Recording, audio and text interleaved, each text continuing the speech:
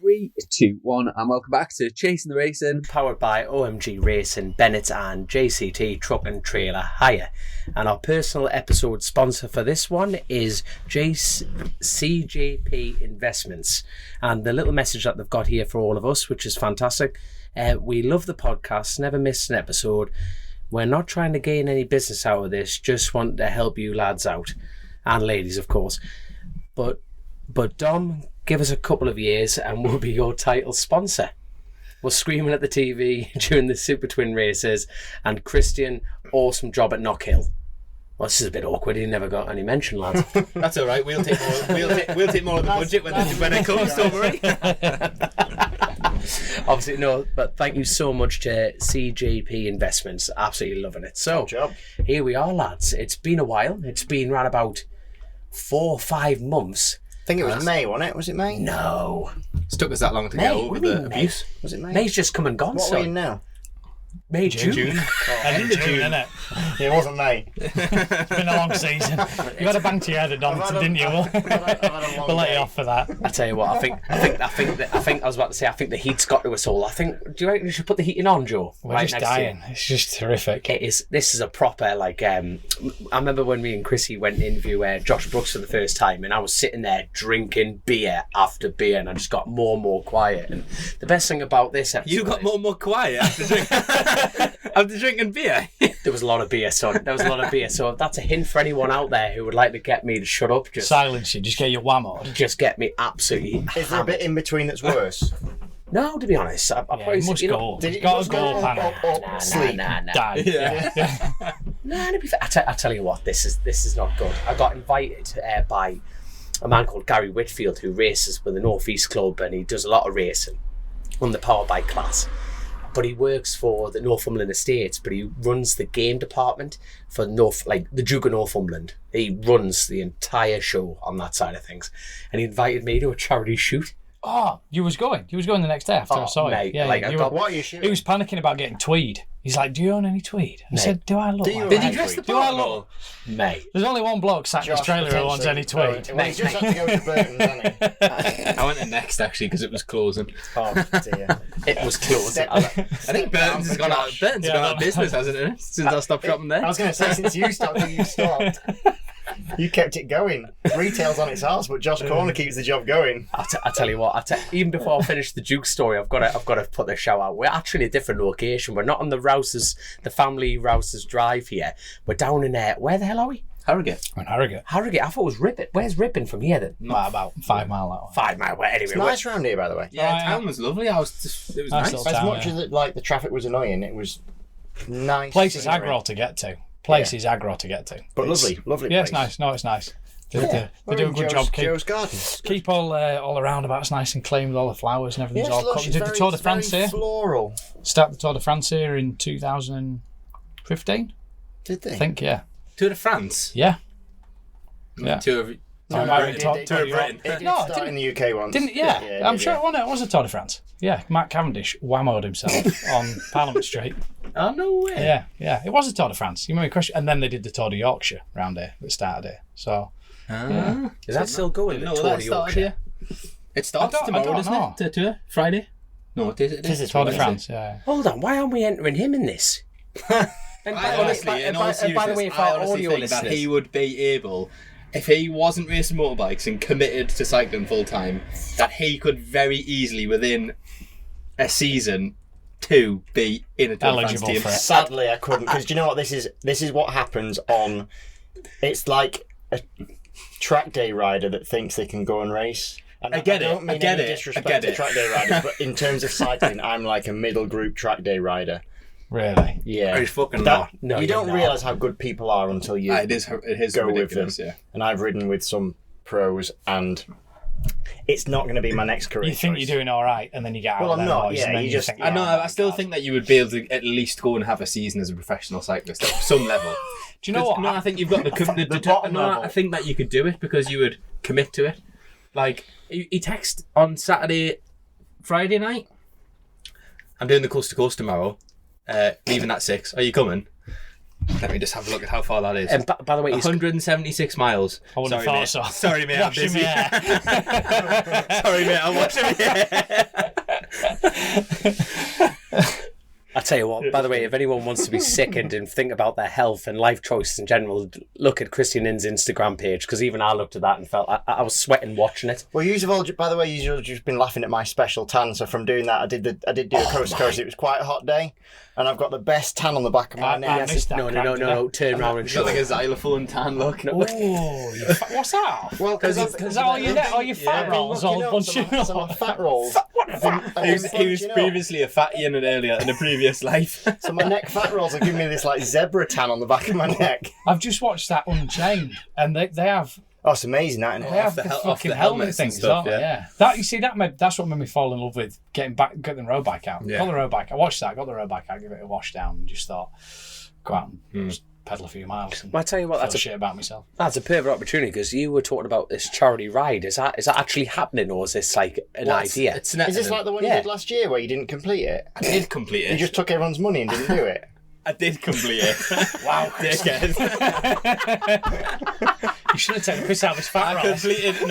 So what Christian's referring to is that I completed the challenge, but I personally set my personal challenge higher than that, and I never hit it. I ran out of time basically, I never hit it. But I hit the challenge that people paid money for, dickhead. So, I tell you what, hold on, I'm gonna look at this. Sponsor Josh.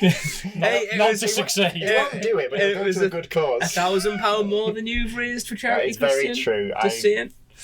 No, it's not. True, there's not a charity ride. Basically, we've just had a few patrons that have obviously like follow on Instagram and stuff and see that we do a bit of cycling and stuff like that, and Christian more than others, and said like that I think their local round is Snetterton, and we thought actually it might be quite a good idea. So maybe we would organise a cycling event if the patrons are interested in doing it. Cycle there?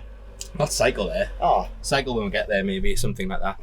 But yeah, it just was an idea came up. Like a few people have mentioned it, and it might be quite a nice thing to do. Got to be careful, because you're thinking straight away, if it's a charity do, it needs to be a big challenge. But then, if you want to, I was thinking, I've got to take the caravan. I'm thinking how I can hitch it up to my bicycle. But I get it. But then, if you wanted everyone to be involved and get like a proper charity worthwhile and get everybody involved, yeah, I mean, you'd have to say let's do 10 laps cycling around Snetterton. Yeah, it would be good. It's always nice to do something for charity if you can. It wasn't this. Yeah, like we'll probably look into it. I'll tell you what then, shall we just put it out there? So anyone listening, give us a challenge that the four of us can do together. Yeah, that would be good. Yeah, give us an idea. Doesn't have to be cycling, by the way, but just give us a challenge that the four of us are capable of. That we should do something that has the number 6 and number 9 relevant in it. In memory of Chrissy. And I did think. You're fucking sick. You're sick. I did think. Trust Christian. 690. Yeah. Is nearly in that Land's End to John O'Groats and back again. Would that be nice? I just said, can we get something that we can all do and capable of? Well, I don't have to do it over. You could do it over like a week or something. Yeah. You'd have to do something. Anyway, I'm keen to hear any ideas. Yeah, it'd be good. I'd be keen. Basically, someone messaged about that. I tell you what. Anything. I tell you what. Any idea? Some mates of mine have just done a coast to coast. They did Morecambe to Bridlington on a 4-man tandem that they built out of 3 bicycles off Facebook, and a mate of mine welded them all together, and they raised nearly 10 grand for Yorkshire Cancer Research and the Yorkshire Air Ambulance. 4 people on 3 bicycles? No, four bikes all welded together. Oh, I see. That's fantastic. That is pretty cool. I mean, I don't want to do it, but like, fair play, because that's brilliant.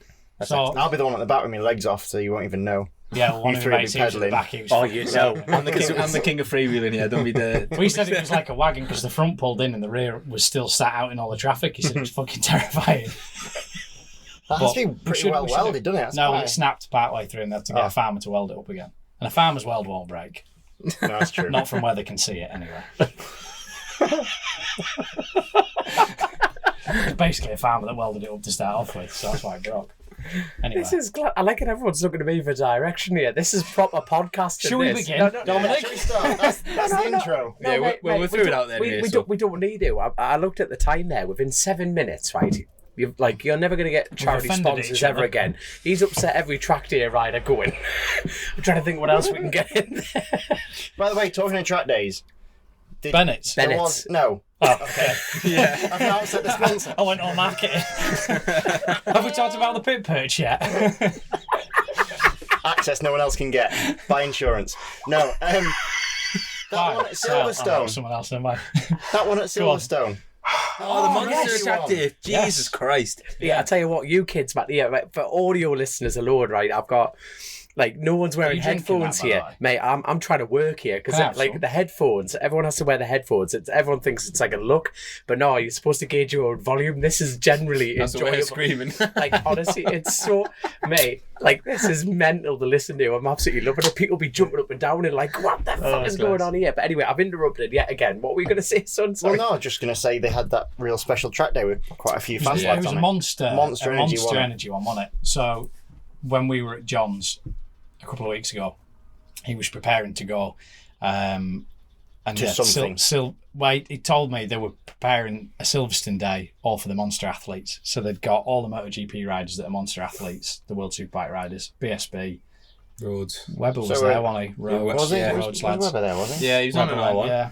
There's a picture of him. I'm not even going to say it because it's going to sound like a slag, but he looks like he's riding a motocross bike. It was like really good. You know all the photos you see from the last corner at Silverstone, and everyone's like tucked in that, and he's like this, and I just thought that's class. He's obviously a legend. But it was just funny. Everyone was on like different bikes, though, weren't they? Like, and I felt really sorry because Randy Mamola was on a big scooter or something. Yeah, was he? Rossi was on that superbike thing that he's got as well. That looked pretty trick. I think that's quite a trick thing. Yeah, that could run. Definitely not just a like John track day bike. Didn't Skinner turn up with his 250 TSR? It's got to be the best thing there. Skinner turned up with his. He is not stupid, that boy. He wasn't going slow either. I seen a video of him. He's like spinning the rear wheel, sliding it. Yeah, I seen that video. Yeah, and I thought, fuck me. So from the UK, there was Josh and Hickey, MD, Skinner, Skinner. There's quite a few there. That's pretty cool. But then there was like Rossi, Ray, Benzecchi, Pecco, flipping. Was Acosta there? Rossi. They were all in there, weren't they? Every single one. No, definitely not Acosta. That's the wrong brand. Oh, yeah. Oh, shit, yeah. Don't think he was invited. Yeah. But like, I got a bit fed up of seeing all the things on socials, and they kept billing it as the best track day ever. What was the hashtag TODL? What was that? Yeah, it would be the worst track day if you were me. I like to go on track days because I feel quite good about my riding abilities. Just imagine going down, I'd be like, I'm going to drop down a group if I'm honest with you. Maybe my bike's not quite moving right. A scooter. I don't know. Johnny Ray, he was I don't know what the hashtag was. It was TODL, It would be track day of a lifetime or something, wasn't it? 17. Just missing an A. I don't know. Should have been T-Dole. T-Dole. Never ever trust my accountant, but Total. 19. 19 what? Monster athletes. Yeah. Well, That's is that a picture? That is a picture, yeah. Would anyone like the clap later? No. No, like... Locatelli, I suppose he would have been. Andrea Locatelli was there, yeah. Anyway, it's pretty cool. Some serious doers. I tell you what, I'd love to know what the paycheck is there. You know, collectively, how much they get from Monster. No, because obviously Rossi's Rossi, so he'll be getting paid a fortune. John McGinnis will be getting paid a fortune. The rest of them will be getting buttons. Michael earned his money this year, didn't he? Yeah, my God, did he? Well, he won both Supersport races, didn't he? So obviously there's that. Do you know what? So can we go on to that then? No, let's go on to the TT. Go on to the TT because I love watching the TT. Brilliant. We'll go on to your amazing TT in a minute, but MD was unbelievable. Yeah, impressive. Mint. Absolutely unbelievable. Do you know though? I think Toddy was unbelievable as well. Yeah, I was just gonna say that because I think extremely. Yeah, I was actually very Do you know what? Pleased for him. Do you know what I mean? Yeah. Just a fucking fair play because you'd obviously had a good run, but he just seems to have made such a step. Like that was a big step forward. He's made a massive step because last year, probably by his own admission, he kind of plateaued last year after having a mint year the year before. His rate of progression was really good, and then last year it sort of like levelled off a little bit in terms of his results. What, just to the TT? Just the TT. Yeah. And then this year he's made a huge step. Yeah. Don't know. 2022, he wasn't running. He wasn't sort of the. No, I hate the fucking phrase, the best of the rest, especially around there. But he wasn't the best of the rest. But last year he was the best of the rest. This year he just kicked the fucking front doors in, didn't he? Yeah, he did. But it was a big. It was a massive step. Yeah, the problem is with the TT is you're always going to be, or up until last year, you're always overshadowed by the Michael Dunlop, the Dean Harrison, and the Pete Hickman show. Yeah. So it doesn't matter. 4th back to 12th. they don't get the justification. But that's that what they I mean. deserve. That jump to be in that. Do you know what? I think he has gone about aliens. his business perfectly, and I know from inside information, maybe, or from away from the spotlight of everything, he was so fucked off last year with where he finished, and he felt that he deserved to be, or was more than capable of putting in the top 3. And I think can be a dangerous position to put yourself in, because you then go back thinking, well, I'm the fucking man and I'm going to kick the doors in and then something terrible happens. But I think John's been instrumental in helping him. I know John's been, guiding him through everything. The way he conducted himself this year, you can't have anything but admiration for the bloke. He's fucking gone about his business very, very well. He wasn't, you watch him, you're not going, oh my God. Because it takes a while to get used to Michael Dunlop's riding style, doesn't it? Because you think, fuck me, but it's just the way that Michael rides. I don't think you get that with Davey. I think when you watch him, you're like, he's trying, but he's not. Yeah, but to win a senior, like he went there and won a senior, like that's class. Outstanding. It's just I was delighted from him. Yeah. I'm going to say something that's a bit of an unpopular opinion. I think that senior would have been questioned if he didn't have such a good stock race. What do you mean? No, because unfortunately the thing about the TT is that yet again, we have our terminology that you hate, but gifted. Hickman came off, the clutch went on Dunlop's bike, but because of how he rode that stock race, no. Stock race, that was one of the closest finishes that we've ever had. Hickman and him for the entire race within. Yeah, it was a full-blown battle. It was a full-blown battle, and Davey won the race. You know what I mean? So at no point, and bearing in mind they were banging out 35s on the stockers, the pair of them. And Hickey does generally take a couple of laps to warm up. In that last senior race when Hickey went down, he was on a new lap record pace. However, Davey was only 5 seconds back at the time, which isn't. No, it's not massive. So Davey was there in the fight. Going, if anything, pushing him to do that. But I mean, I know what you're saying. It's a performance even stops people from saying that. I get what you're saying. I'm sorry, but with 4 blokes sitting in a trailer in North Yorkshire that race bikes, we understand what he's done is absolutely amazing. But from the public's persona, how they would see it is going, well, he only got that. He only got given that because 2 people exactly. But you know what? That's something that needs to be eliminated. But because he did such a good job in the stock race, that needs reminding, in my opinion. My counter to that would be, like I've just said, they put the public put Hickey, not in any particular order, Hickey, Dunlop and Harrison as the main 3. Yeah, that's what Davey's done is he's put himself in that group, regardless. And there's 4 of them now, isn't there? Yeah, if you want to call them the aliens, he's now in that group, isn't he? He's in that. Do you think if he goes next year that Brooks could be in that group? I do, yeah. Yeah, you're not far away. He's been going to the island for a long time, and I think on the big he's had a few big days. That last Superbike race was insane. 134.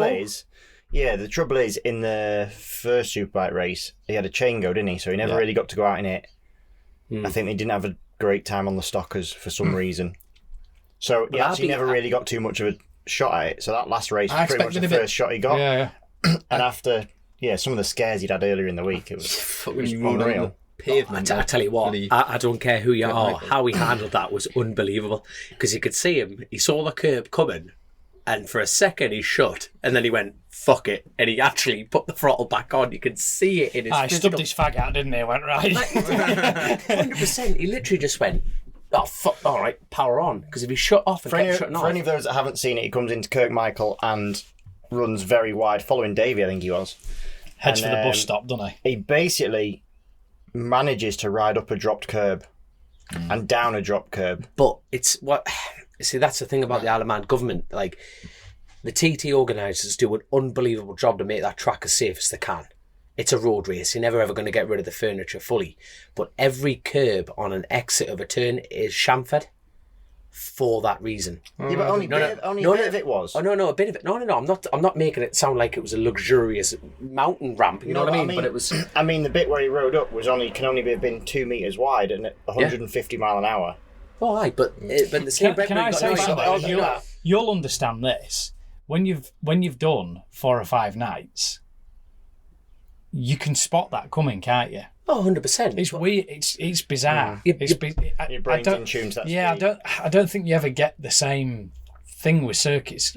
Everything does slow down, And we've all had it where we've crashed at 80 mile an hour in the wet, and you think you're doing 5 mile an hour, and you got to get on your feet, and you're immediately face planted because you're still doing 50 mile an hour sliding at you. We've all done that. It's the same thing with the roads, isn't it? When you've done it, the first night's terrifying, second night calms down, third night, actually, if you think, fuck, I'm running wide, you can almost aim for the drop curve. You're a bit more in tune with it. Yeah. But if his chain snapped, that was another close call. Yeah. Oh yeah. That was end of Conky Body as well. Yeah. Fuck me, pink. Going in somewhere with no engine brake like that. I expected him to be a bit further up on the 600. It's a good 600, isn't it? A very good 600. But I don't think he's had much time on it, so... Yeah, maybe he just didn't, for whatever reason, just didn't get going, but I think that he could have a lot of success on the 600. He just had a good ride on the big rider talent, so that's all. But he's been going for a long time. He's now 10 years deep into going. Not that he's 10 years deep into he had a big gap, didn't he? He had a big break in the middle of it, yeah. Still, and when he was there on the Norton and stuff like that, like... Still did 131 on that Norton. Yeah, fair. No, he did 130 on that, and then... Yeah. It was him and Davo that year, it'll be 131. Yeah. Maybe even 2. But he wasn't like doing what most newcomers would have done, where they turn up on pretty known machinery that you can just plod on and learn tracks on. He's on something that was required a little bit of fucking a bit different. But I tell you what, did you see the speed trap? So now, bearing in mind that has been so gradual, over the years. You know what I mean? 99, 200. Didn't even touch 201. Josh Brooks turned up on that nasty bitch of an FHO bike. Was it 204? I'm talking about the bike being a nasty bitch. I realised you said that. No, it didn't sound that wrong, actually. I'm thinking people may cut that out and edit in that, so I'm trying to come my own arse. But the reason I'm saying that is I caught up with John. I said, fucking hell, you did 207 nearly through the speed trap. 207. 206 point summit. And I said to Josh, I went, how the hell have you done that? He goes, well, the bike's just like a nasty bitch and I know how it behaves, so that's why I'm saying that. But it was the way he delivered it was absolutely class. But when you think that is galloping, when you think David Todd was doing 201s and I think he built that up to a 203. Oh, I'm clutching at the straw. It was nowhere near 207. And that was the same with Hickman. Do you know if Josh did that in the draft or not? Did he do that slipstream? That was clean. I don't quite understand that because they're almost certainly engines of exactly the same spec. I mean, Josh has come from small bikes, so he probably just has a fantastic tuck. No, but in the same breath, and the speed traps down Sulby, and you come onto there through a fast left-hander. So if he's just got the drive through there, but in the same breath, the one thing I will say though, but if the last time he raced at 201s, then and it's only one person, he maybe just got a perfect draft for the speed trap. He's the right height as well, isn't he? He's the right height. Compact. That's what I mean. He has come from small bikes. He's a very efficient rider, like you say. He's a perfect. 2 5s. It was like 2 5s, 2 6s consistently. When he started breaking a pattern, he was in that. Yeah, the lap times were super fast, considering it wasn't the best week for weather, was it? No, I was thinking about that because actually this year was... So actually it was a jump when I wasn't expecting a jump. Yeah, well I paid for that thing. I paid the 20 quid to watch the thing because I couldn't get across. Worth doing? Oh, mint. Worth every penny. It's fantastic. I couldn't believe how good the coverage was. I didn't have it last year because I was there for most of it. And I was thinking about... Obviously the weather was amazing last year and you could really tell that early on, couldn't you? Because I thought, I expected them to be further on, and then you looked at the track time they didn't have. Like last year they almost had too much practice, didn't they? So I wonder where it would have got to if it had been at that again. But there was a lot to contend with this year, wasn't it? That watching, being able to watch it was fantastic. I really enjoyed that. I would highly recommend it to anyone that does it. Not that it's sponsored by us. They're not sponsored or anything, but it's fucking fantastic. It was 20 quid and you get so much coverage. If you're not there, but even if you are there, it's good actually because you can see what's going on. It is more accessible. It was really good. A lot more accessible. I know we talked about it on the pod with John, but go on, talk us through your week, your fortnight. No, because this is a catch up for us. So no, well, I feel like we're kind of cheating everyone out of listening to this on this side of things, but it's a bit like. No, the weather. I'm like, and yes, I know we talked about this a couple of weeks ago with John, but we're talking about how the weather was actually mint, but shite at the wrong times. Yeah. If you know what I mean. It was like the rest of the time we're walking around in like t-shirts and shorts. Not as hot as what we're sitting in right now, but in the same breath. When you're due to go out for practice or something, yeah. But then you got the tarmac situation. Like, and it's mad because like I actually, funny enough, I was racing at No Limits Croft this weekend, and I bumped into Milty Quayle. His son Liam's racing in the championship, but it was just like what's interesting. He'd be a really good guest to have on the show actually. But he was talking about like the constant battle between the Isle of Man government and the TT. On that side, I think, yes, it's a government-run event, but trying to get everything sorted is phenomenal. And like Milty's argument was a very crucial one. It's those roads are crucial roads at the TT. So when they're getting patchwork done, it's a bit like, well, hold on, this is actually a main line between Douglas and Ramsey. It's a bit like, why are you only fixing bits of it when you think we have a huge infrastructure to bring in a crowd, like to actually fully fix the road? I'm not talking. What was actually wrong with it? I don't know about that. I've missed this story. Yeah. No, so it's little bits like, so there was parts of the TT circuit. They do this every year, is they make improvements in one part of the circuit, but that leads onto a problem later on. So you can imagine if you build so much speed through one corner. So let's use Kerramore.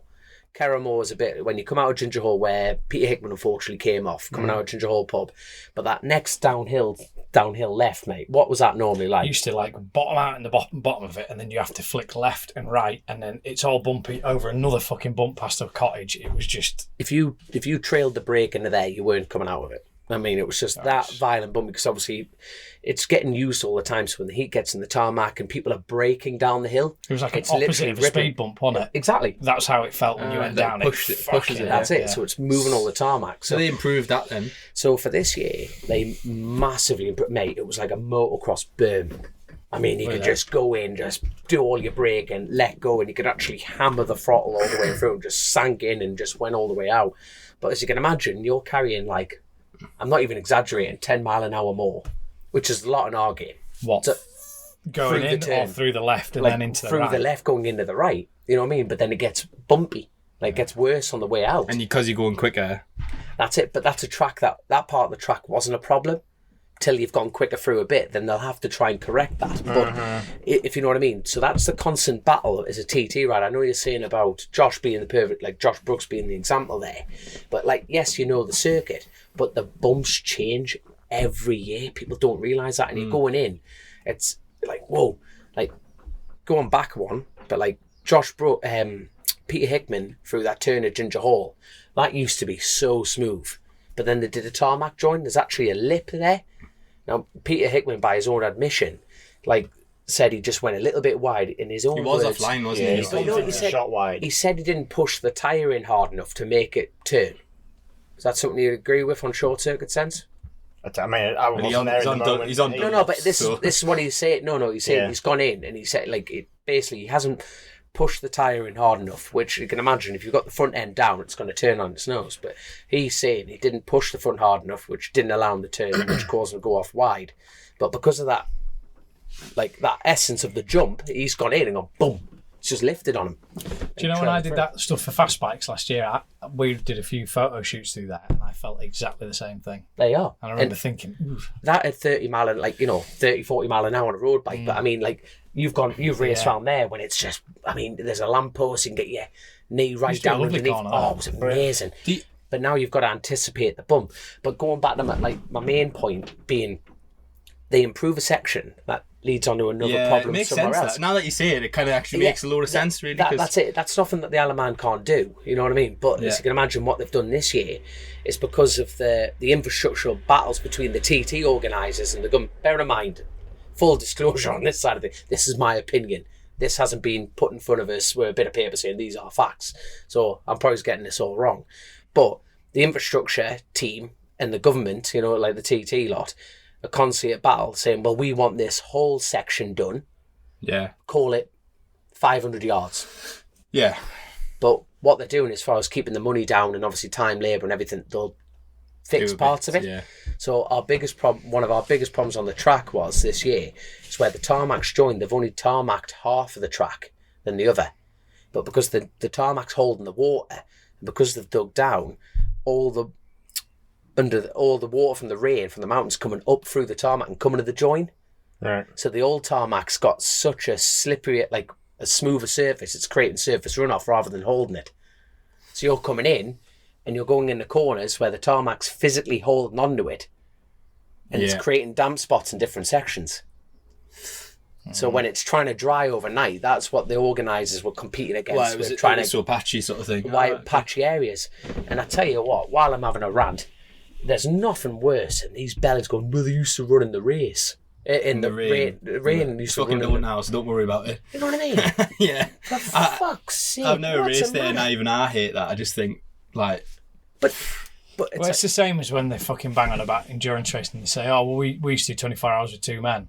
Yeah, well, you were riding an 80 horsepower turd, weren't you? You weren't trying to hang on to 220 horsepower of the fucking thing. It's just old boys. On the subject of that, I'm really interested to see what you thought of your first time riding on a proper superbike. Too much. Yeah. No, don't get me wrong. That I am so grateful to the Burrows RK Racing team for putting me on a superbike, at the TT. It's something that, do I dare say, I've ticked off's the wrong word, but it's an experience. You wanted to do it, I get it. Oh, but the local I think the local drug dealers are picking up on the radio here, driving by. But they have the bike that John owns and the RK lot own is Hutchie's Milwaukee bike. You know, when he was there in 2000 and it was after COVID. Yeah, it's a proper piece of kit, isn't it? It's super swinging arm. It's got the full front end. The full Brembo brakes, everything on that side of things. But to have that experience was mind blowing because the bike wasn't an animal. You didn't get onto that because it wasn't full motor like what Christian's riding on that side of things. You know what I mean? It wasn't full whiskey. It wasn't in your hand. There was a lot of electronics on that side of things. But in my own personal experience, the bikes were too similar with massive differences. Yeah. Well, isn't that not what they said about Toddy? I seen an interview with Plater and they said they basically made his superbike as close to his superstock bike as they possibly could for that reason, because it's not BSB spec and it was what he was racing there. I think that made sense. I went with Hutchie, not the Milwaukee year, but I was over on the island. Would have been the year 2 years before that, I think, and he raced a super stocker basically. Yeah. So what they would be called hybrids in our game. Yeah, Hutchie's always been open about that, though. And him and Hickey are quite open about, and Rutter have always said superbike's too much. But what's too much? The rigidity. Well, just more the setup, the aggression. Just know that the more the setup, it's about getting the power down. But I definitely went in with the huge attitude of going that's going to be quicker than that. Sort of thing. I had an open mind about it because I even spoke to the team about it. Going, well, what I'm hoping was the superbike would make me faster on the stock now because of the time restraints and limited laps, blah blah blah blah. But I definitely proved that to myself that I was quicker on the stocker because we only got 4 laps on practice on it. I actually got 3rd quickest in the first night on it. Yeah. But then we essentially parked it, focused on the superbike, but then we didn't have enough time on it to get it. So can I ask a different question? Same question, slightly different way.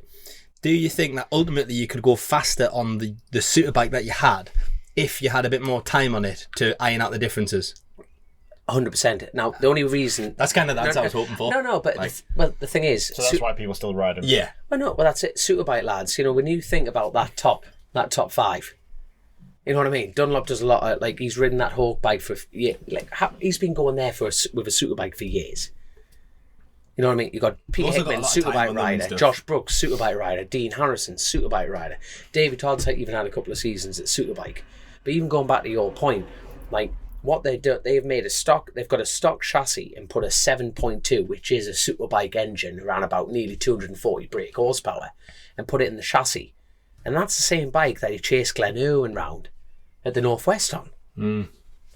I think, in my opinion, especially, yet again, my opinion, in 10 years, I think 10 years ago, there was a massive difference between you needed a superbike to go around the TT circuit because the stocks weren't different than the Northwesterns is different. Nah, but even the stock market, but you think you can go buy a stock bike now, a Honda Fireblade or even a BM at 210 plus. 217 brake horsepower. And like, you think about the facts are remaining in the fact of the outright lap record is still today on a stock bike. Yeah. It is interesting. But at the end of the day, Josh, I'm a fat lumberjack. You know, I'm not a superbike rider. No, hold on. You know what I mean? Hold on. Let's pump the brakes here. I haven't had a BSB season. Not ridden a superbike. Yes. That's the first time I've ridden a superbike. Yeah. I've never had that was my question, season. really. That's what I'm saying. Like, do you think it would make a difference? It sounds like it would. Like, to someone like me, no. In my opinion, I should only get a superbike when I'm doing 133s. Because my ideals... I don't think that's fair. No, I think that's more than fair. Because, like, I think at the moment, this has been... What is in that drink? It's all pouring out tonight. But the fact a box of fucking tissues. No, but like the thing is, whiskey. But 130, unless I'm doing 133s, I don't need a superbike. Yeah, but Michael Dunlop didn't do 133s when he first went there on a superbike. Like, it takes time to go build, doesn't it? And you've been doing that. Well, based on what Hickey's done, the argument would be you don't need a superbike till you're 136. But that's the thing. You don't need. You don't. The fact that he has a lap record on a stocker but still wants to ride a superbike means that there's time in it. Oh yeah, no, I'm not disputing that. But at the end of the day, I'm competing in the top 10s. But then there's a lot to be said about consistency, and I'm talking about environment. I've never done a stock 1,000 season, and like the only time I've ever ridden 1,000 cc's, and this is a fact, is either in road racing. I haven't ridden one round Armoy, Southern. I haven't. Will you be riding one at Armoy this year? Yeah, with the Burrows team, so I'm looking forward to that. You've ridden a ZX10 round the Southern. I have. Because I raced you. There we are. Fuck yeah, that was good. Yeah, but you did 130 mile an hour on the superbike though, didn't you? No. I thought you did. No, because the first superbike race, the bike packed in, and then the bike packed in practice, and then the bike packed in the senior as well. So in the stock race, in the first lap, I sheared the exhaust pipe in half. The silencer on the back of my heel literally cracked it clean in half, sucked all the power out, and I did 130 point. Well, it was 0.6, I think. I think you should take that as positive though. But my ideals collectively. Now, ideals are a bullshit figure that everyone chases. You know what I mean? It's like, look what you could have won. It didn't happen. Fucking forget about it. But they're 132. Yeah. And you think, can I just bring up a separate point? Completely separate. But go for it. The one thing I really don't like about a TT is the fact they talk in miles per hour. Oh, you've said this before. Yeah. Why would you want it in? Time, like every other thing that we do.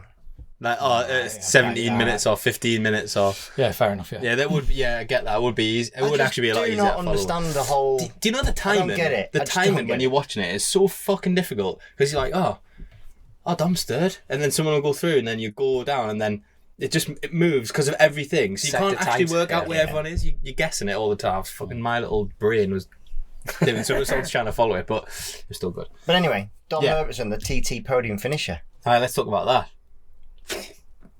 That was a long race. That. Yeah. No, it was like. Did you start panicking when you were riding? Were you doing that thing where you listened to every little thing? Like, I was going to say the twins, the worst ones. I don't think. Listen, based on the feedback from last year, I promise you didn't do that. I bet you rode the fucking thing harder. You did, didn't you? Last year, you were leading the race last year. Yeah, there was a few people, and I was sitting there thinking, I wonder if he's just going to roll off now and get it home. And then the next thing, he fucking blew up, and he's like, "Oh no, I just kept riding."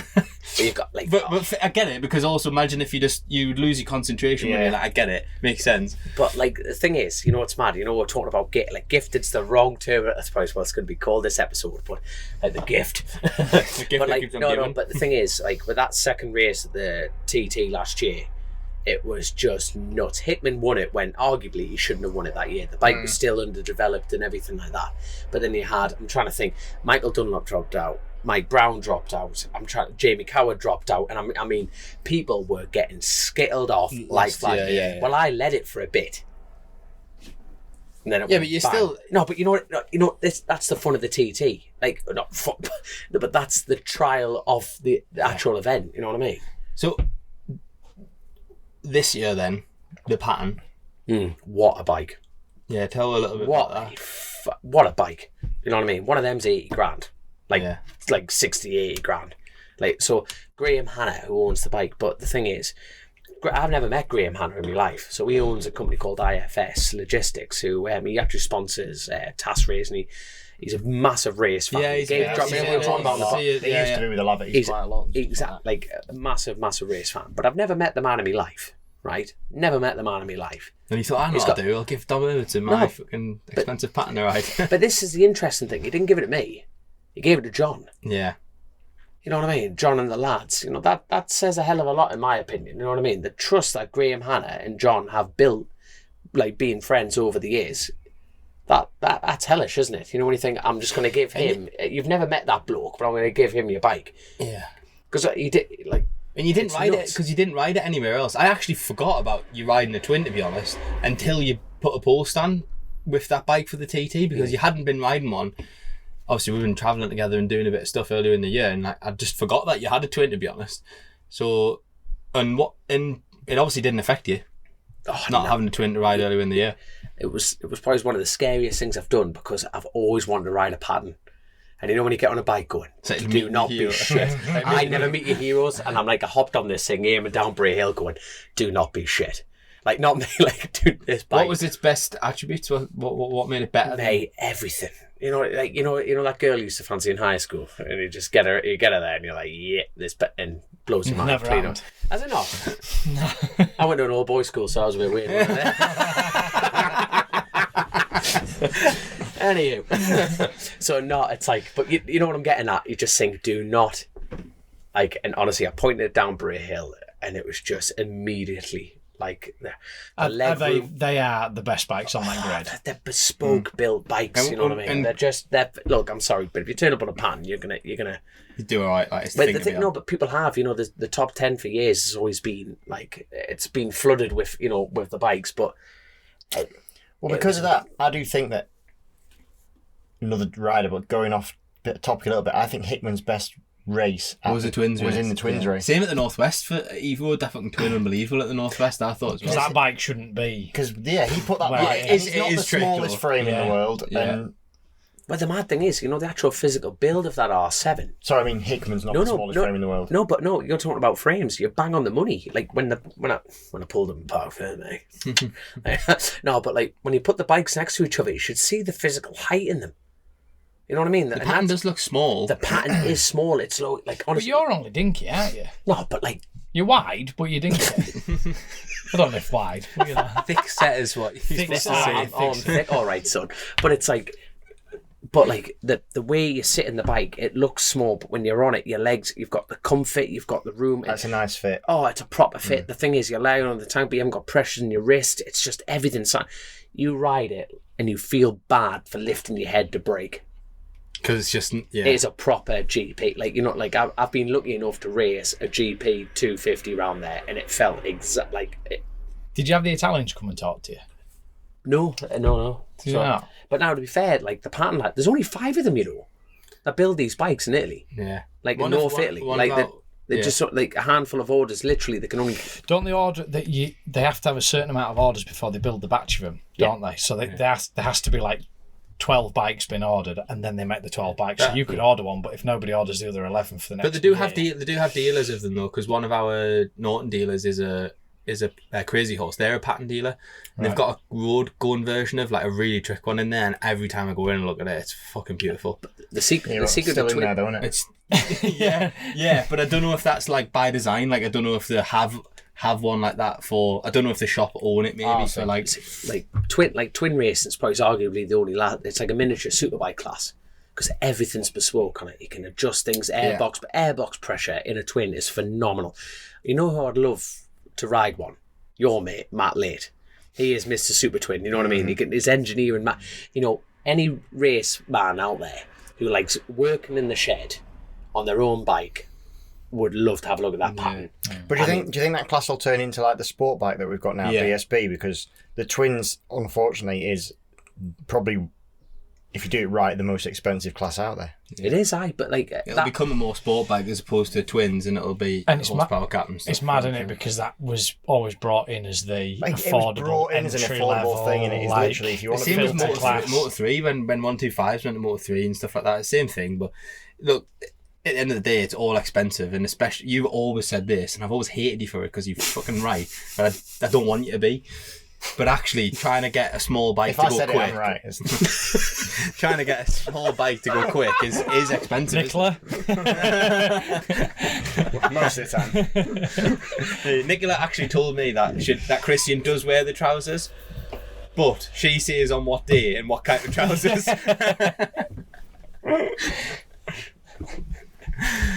Anyway, yeah, pick that yes, up. Sorry, yeah. Now we're thinking about his pants here. Yeah. What conversation piece? But like you say, getting a small bike to go faster. It's 100%. But more importantly, how did it feel? Like, how did it feel to pull into go down that road and turn right? Mate, like. I felt like Nick Lofthouse. Like Nick Lofthouse. Is it Nick? Nick Lofthouse. I'm looking at you, yeah. Max Lofthouse's dad, anyway. Ian. I think it might be Ian. Ian Lofthouse. This is terrible. I hope he's listening. Sounds about right. So anyway, he pulled in the Park Fermi, and they got it wrong, and had to get him wheeled out again. Oh shit! You know what I mean? So when I pulled in the Park Fermi, normally I've seen enough on the telly to know what I'm looking for, and none of my team were there. Oh, because they got it wrong. No, not like, you know, when I pulled in, because when I came down off the mountain, so I got a gooseneck Helen from the North Yorkshire Road Racer Club, so she was out there with a pit board. I was going to ask you who did a pit. Did you have a pit board? And I saw like P3 plus it was +3. No, it wasn't actually. Sorry, it wasn't. It was +7. It was +7. I went, here we go, right champion. And I came off, and then we've got Bisto, who works for the arcade team. What a lad he is. And I saw him stick a board out for me, P3 +3.5. Oh, so you're thinking, fuck. And there's me going, fuck. Like, because like, for me, I go through signport, it's always my weakest sector. And that's like coming off the line here. Yeah, and I'm but like, you don't want to fucking crash at that little stupid hairpin, do you? But you crash, run on, not brake enough. Bearing in mind, we're talking miles. Like ran about 4 miles to the end here, and you've raced there yourself. It's a long way home, isn't it? And that long way home with that little bit of a knockoff is a second. There's half a second. There's half a second. When you seen 7 seconds, did you settle? No. I saw 7. I just said, I'll just bring it home. The thing is, like when Hickman passed us, like he never gave us a tour, but he was a hell of a rabbit. So like in the first lap of that first race, I saw Davey, and I cut past Davey.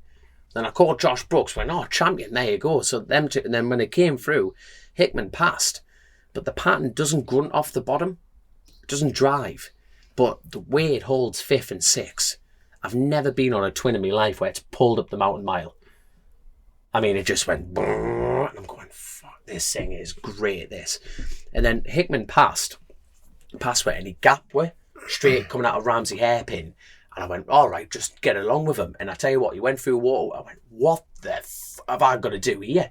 And I saw him slightly roll going in the Joeys. And I just went, nah, bollocks to it. I booked a ticket to Valhalla. I'm going for it. So anyway, straight through, on out. And he just kept it a perfect distance, thinking if I dropped him, I was out the race. You would know, like, yeah. So he didn't give us a tour because I didn't react quick enough. Yeah. So you weren't. That's that lack of short service. But he dragged you. It's fair to say he dragged, but I didn't get a tow. In my opinion, there's a difference. You know what I mean? But it's like having that rabbit chase. But then I saw it and I saw the time just drop. And at this point, I'm thinking, Jamie Coward, Mike Brown, it could be absolutely, any of them. But at this point, no one's dropping out. There's no bikes on the side of the road. No nothing. Normally, you can gauge coming onto the third lap going, you know exactly who's parked up, you know who's fucked, you know who's in, you know who's out.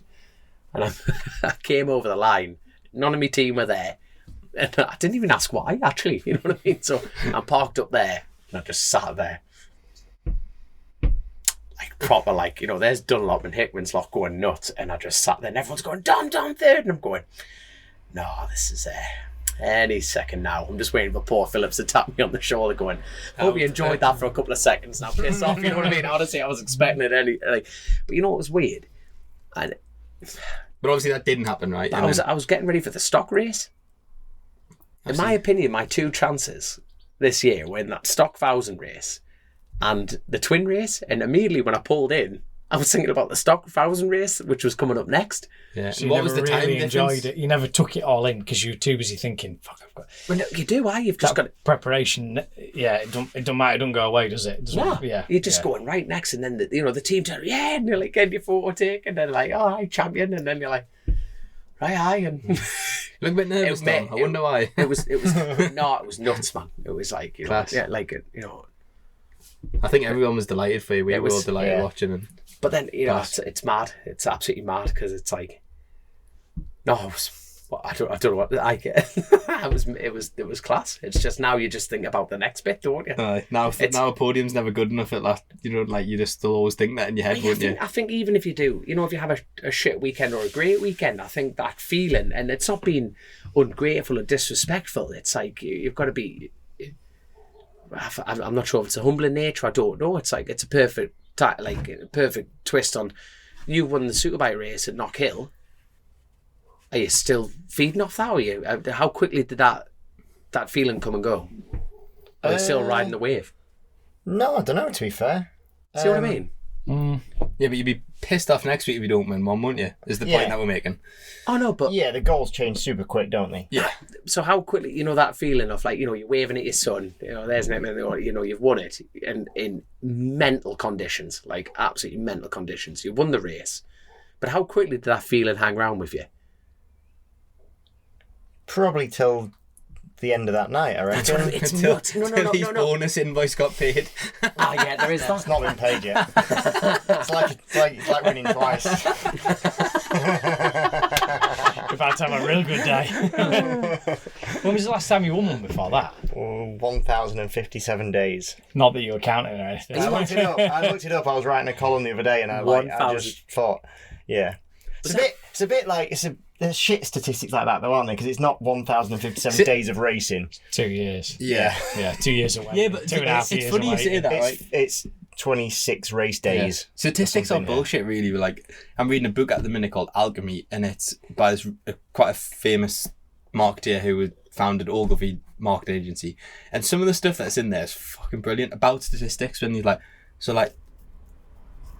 statistics are right, but they're actually really dangerous because they don't always take into consideration common sense. Yeah.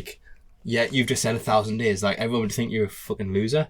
It's not. It's 2 seasons. That's nothing. They do it on football, don't they? Only because the football's on at the moment, and they say, "Oh, such a team hasn't beaten the other one for the last 10 years." But they've played each other twice. Yeah. Or something. Do you know what I mean? So you can manipulate in the last 3 games. You can manipulate statistics to give whatever signal you require. Really, essentially. But it was 1,050 summit day. 50. I think it was 52 or 57. I can't remember. I'm going to ask you a question, and this longer than I want it to be. Yeah, fair enough. That's for sure. Was that Alton Park Paul Bird? It was Brands. At the end of the season? Last round, wasn't it? No, middle of the year. Oh, right. Yeah. Right. I thought it was last round as well. Well, maybe a Hobbit shit then. We're going to tell everyone last round. You're shit. Seriously, I'm going to ask you all a question though, and this is actually Chris's question. It's what do you remember more? Your first podium or your first win? What was a better feeling? First win. Oh, I don't know actually. See that's for me, going back, that don't know. That was amazing. You know what I mean? It's depends on the circumstances. To getting your first podiums in any decent event is good, but first time you win something, it's really cool. The fucking McDonald's tastes better on the way home after the win. I can't remember my first podium, so it has to be my first win for that. But the other day, before we go on to Joe, was literally probably my best moment in racing because it was Father's Day and Toby was there. Oh, that's class. And honestly, it was mint. So. Yeah. Change your stuff when you got kids, doesn't it? Check things like that. What about all the other dads? Yeah. What about all the other dads? You selfish bastard. Yeah, no. I took my kids to Le Mans pre-test. Yeah. And it was just having them there was just something different. Because my eldest's now old enough to get it. She will remember it and she will get it, and it's weird, isn't it? Mm-hmm. It was just it's something you can't. One of my best days because that's nice. The special thing was not really. Obviously, the win had to be there, but it was. Having people family, around me, having the family there still. And also because they were rushing off home because they went on holiday and I didn't. I had to go and stay and work there and coach people go around there. But it was I wasn't sure if they were still going to be there after the race. Really? Yeah, the missus did say, we'll stick around if you crash or win, or do well. We'll risk missing the flight. She's in the car looking at TSL. Oh, Yeah. bollocks, he's doing well, yeah. And so I actually wasn't sure when I pulled in, like, whether they were going to be there. And actually, at first, I didn't see them, so I thought, they must have gone, which I don't mind. You know, it's hard to get out of circuits in it, so they do sometimes leave before the end of the race. And they come running back. And then I looked again, they still weren't there, so I was like, definitely gone. And I was a bit dejected, but it was fine. I did understand, but then it was like, then I seen him, I was like, mint, and it was so good. I tell you It was what, just mint. So what made it was having, like, my little boy waving at me. Yeah, which is cool. Class, yeah. So when you got knocked off, what was he doing then? Was he sticking his fingers up at Vickers? I know, he was just still waved at him, told me. This is how you do it, son. No, but let's talk about that. The fact that you got knocked off, and then to actually re-put yourself in that mind frame. Like, how was the bike feeling before? Could you won that race? The one you got knocked off. I couldn't. So the weekend was. This year's been really good. You've been strong all year. I had a good first round. I was basically the first non-Yamaha. It had that was a good round. 3 podiums at Alton, and then I spanned myself at Donington. Had a pretty big high side out of Old Hairpin. We have missed a lot. I've never really heard him complain before, and he was complaining. Yeah, well, it hurt, and it's still hurting me now, and that's annoying because it's quite a long time ago. Was you knocked out? I don't know. I think you were knocked out. No, I don't think he was. I seen him. You're not allowed to ride if you're knocked out. No, well, that was why I was surprised. It did look like it. But I ragdolled a bit funny. Yeah. But I can't have been because you're not allowed. So the medics are there within a split second, and if they see that you're KO'd, then you can't ride. Yeah. So and definitely I wasn't. Your head had a shake, hadn't it? Yeah. But the lights hadn't been turned off completely. Don't think so. No, in afterwards, when I seen you afterwards, I spent a couple of hours with you afterwards, and you seemed sore, but you were totally there. You were totally fine. I tell you what, the perfect example of that was Rory Skinner. We're talking about getting knocked out on concussions, you know what I mean? Because Rory Skinner, using that for an example, where did he, his helmet came off at Alton Park. What the fuck? Because we had Steve Plater on the show at that point, didn't we? And we're talking about, what the hell is he going to do? And, on a total different side note, he's Rory Skinner's back, and he was back at Knock Hill wearing the Bell lid, so he's got a lot of faith in the product on that side of things. It is a very freak accident. His lid was done up. His lid was done up, and that it's difficult to say. I mean, people are saying, it's because he's got too much hair and all this crap. You wouldn't say that to a woman, would you? No, I'm not being said. A lot of women wear big hair. It can happen, and it doesn't happen very often, and it hasn't happened very often. You could say he was very unlucky, but he was also very lucky at the same time. So he was on the grass. He was just, but you would say that if he didn't go on the grass and didn't crash that, a bike wouldn't have hit him and he wouldn't have lost the lid. Do you know what I mean? So that you can look at it 2 ways, can't you? Fuck me, he's unlucky that happened. Like you say, he's very lucky he didn't get hurt. So, but what you're referring to about him at Donington, I don't think I've ever known that before, and fair play for someone, because he went out in first practice. He withdrew himself from the meeting, didn't he? Yeah, but he was quick as well. That was the thing. He was the pace. He was on the pace. He was He was. I think he finished 6th or something in that. Yeah, top 6 for sure. But fair play to him, because lots of people would be worried about their seat or worried about lots of things, lots of in the grand scheme of things, trivial things, but at the time you don't think about it, and it's so important to you. And I just think it's a dangerous sport, and for him to turn around and do that, massive Yeah, I've got credit for him. We was there speaking to him, weren't we? And he just said he was able to do the times, but he didn't really know how or what he was doing. A step behind the bike all the time. Everything's just happened too quickly, and I don't. When it's been and happened, I don't know that it's been and happened. So it's quite impressive for him to withdraw himself from a meeting. But I think it's credit to not taking anything away from Rory, because I agree 100%. But it's also a credit to Taz. For that, they've been around the game long enough to be able to say, we respect that. And when Steve came and spoke to us and did that pod, he said, didn't he? He said, it is what it is. There's no pressure on him. If he can't ride and he's not fit to ride, he needs to make that call, and we trust him. But then using that as a clean example between you got knocked off and it looked like you had a serious head knock, but the fact that the medical staff have to be that on the ball. And you felt well enough to get back. How you got back on the bike after that? You went straight on the next session, is that right? No, so I crashed on the Saturday race. That's right. Yeah. And can you remember any of it? Yeah, he wasn't knocked out. No, not from that. But it's the fact that like it was one of them. It was just a big long slide, and to be fair, I got to the point where I thought I'd saved it, and then it just flicked a bit funny. The snap on that. It went real funny, and I really hurt my ankle, and I really hurt my shoulder. Was one I was worried about, and my shoulder felt exactly like what I'd done 2 years previously on my other side, and so I was really worried and that was a really long rehab on that. Yeah. Anyway, it turned out I was just being a wuss. I was absolutely fine. What's still causing you aggro now? Your shoulder or your ankle? Both. Are they? Yeah, honestly, they're both. You're getting really old, mate. bad. You're in your 50s now. It's fucking. You don't bounce as well, do you? You know what it is? I can't remember what I came over for. You're a bad man, or whatever. And you a week later, he sat on the sofa watching MotoGP. MotoGP was on, wasn't it? And he sat on the sofa, Toby and the dog, foot up and all, like looking real sore. And he's like, "Do you want a cup of tea?" And I'm sure he was hoping I would have said fucking no. And I was like, "Yeah." And he like come hobbling in with 2 cups of tea, and also fair play for the commitment. It hurt, but then I genuinely wasn't sure if I was going to race the following day. I did warm up, and I really struggled. It was difficult.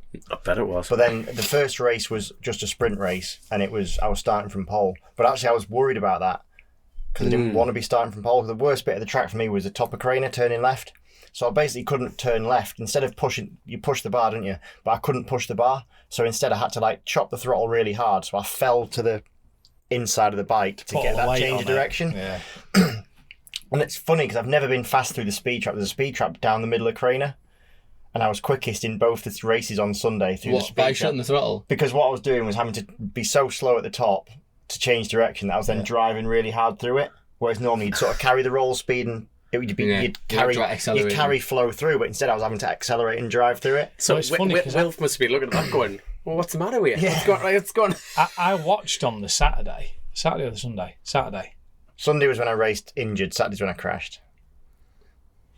Might even have been the Friday practice. Anyway, I watched one of the days from that left-hander on Craner from the outside, from the outfield. Yeah. Went to just see a mate of mine who was over, Steve-O. Shout out to him because he listens to all of these, loves him. Shout out, Steve-O. He comes over just for the TT every year, like religiously. So yeah, always go and meet up with Steve-O. And Glenn does that. Glenn's the only other person. He shuts off to change direction in the left. Full you know, like because normally, you like you say, you roll down there, don't you? And it's whoa. Glenn's a full but. And I remember thinking, fucking, that's a weird way of doing it. So it must have been before you crashed, because I was watching everyone coming through, thinking, that's bizarre. But that's exactly how he gets the catty to turn, obviously. And so then when you've said that about speed traps, obviously it does work with the bike. Yeah, it obviously worked. But I think I was definitely. I know I was slower. Like our goal for that Sunday was basically to score points. We were like, right, what's the realistic goal of this? And I said, the absolute goal was top 10, but the realistic thing was score points. So we achieved more than that. So it was all right. So after Donington, where were you in the championship at that point? I think I dropped to 5th or 6th or something. Right, so, and hold on, what, like, do I dare say it, like, showdown's a bit of a swear word in this show, but... Well, it isn't really a showdown. No, it's not anymore now. It's a points ramp up, innit? Yeah. A points ramp up, so you're sitting 6th in the championship. Doesn't have the same ring to it, does it? And tonight, on the points ramp up. So you've gone up the Knock Hill. Let's put a percentage on you. 100% being, I'm fucking ready for this, let's bite the screen, I'm in ideal condition. What number would you have given yourself leading in the Knock Hill? To be fair, I was pretty good. I wasn't worried about my ankle. That's our percentage, mate. Give me a number. I was 90%, but anything over 70 is fine. So, like, I don't think you're never 100%. No one's ever 100%. Anything over 70 is fine. That's a t-shirt, the Christian Iddon range. You know what I mean? I'm 90, but 70's good. Anything over 70's good. What I would say, you made less of a fucking deal about it than your teammate who fell out of his caravan. You'd have thought he'd have jumped off a fucking skyscraper the way he was going on. We were laughing in the team because we kept every time we did an interview, we were going, no, he's going to bring up the caravan. So Ben at Knock Hill on the Saturday night manages to roll his ankle stepping out of his caravan. Which we all know does hurt, in all fairness. Yeah, no, and it's black as black. Like he's properly sprained it, like it was bad. But it's just... You would have come up with a different line.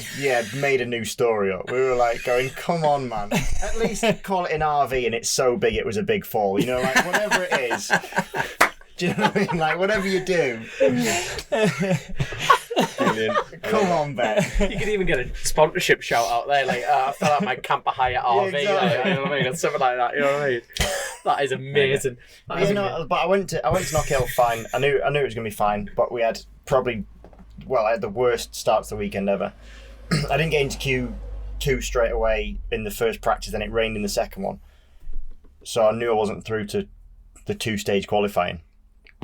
But I was really fucked off with the first practice. It was just horrendous. We got a few things wrong. And then the second one, I was like, it's all right, I'm really good round here in the wet, and the Ducati's mint round there. I'll be in the top 3 in the wet. And I was, in the afternoon, I think I was 9th, and it was a really hard 9th. And when you're like, do you know, like... It's not coming as easy as it wasn't coming easy at all, I was on the limit that I want to be on to be 9th in FP2. I was really struggling. Got no better in FP3, really, which was dry, I think. And then in Q1, only the top 3 go through, and I passed my pit board P3, basically with 30 seconds to go in the session. And I came in, and I sat down in my chair, and Franco Born had gone quicker than us. And I was knocked out of qualifying. And you just look at a screen like, that's not a situation that you can be in my position. Like, that's not okay. And you're just like, oh my God, like what's that going to be? 16th on the grid. And you're just thinking, already, man, like, but Franco got his time deleted for track limits. And I feel a bit sorry for him because he beat me. And the rules are the rules, but he did beat me. He went faster than us. So I feel a bit sorry for him. How much did you actually see the footage off the track limit? Yeah, he ran... No, but are we talking like... No, he took a fair bit of pit lane out of the job. Yeah, it's bad. Yeah. No, I'm just asking. No, at the end of the day, I know what you mean about he was faster. In the way, at that point, he was faster, but it's interesting to see... I think that session was dry, I think. But it's quite strict at Knockhill for the pit. They're really strict. Because the way you come on the... I mean, he took the piss, but I still felt sorry for him. Yeah, no, there you are. So it was basically how I looked at it. but yeah, got through... And it was that next qualifying where we found a bit of form. So we changed the bike a little bit and I just got my head in gear.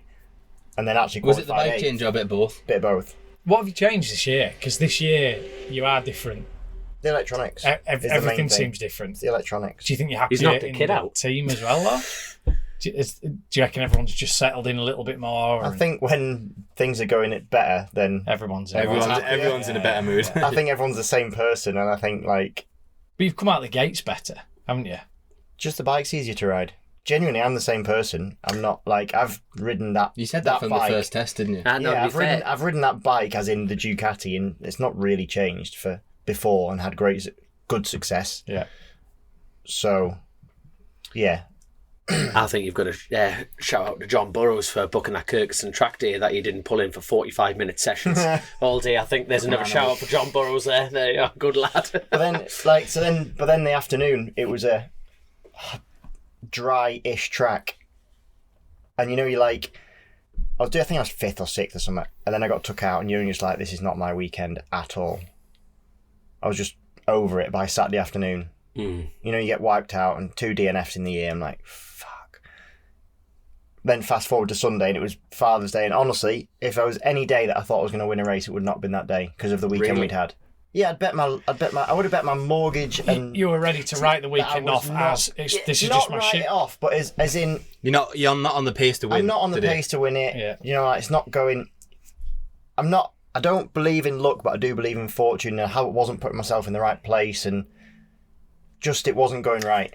Honestly, and then in the first race, I just felt good on the bike in the wet, and then I got up to second, and Rory won the race. It was his first BSB race, which was mega. So fair play to Rory. We've just been talking about him. So yeah, big kudos to Rory. Had he never won a race before? No, he's been on the podium there with the FS3 lads, but home soil in the rain, class in a race. It was just everything Scottish that day. It was just ideal. But I've followed him about 3 or 4 years ago. Probably that race that he got on the podium, and I just love following him, especially around there, because he's just got his little groove, and he knows so consistent. I was like, right, I'm just going to sit behind Rory because he's going to just pull us away and just like, that'll be mint. So I did.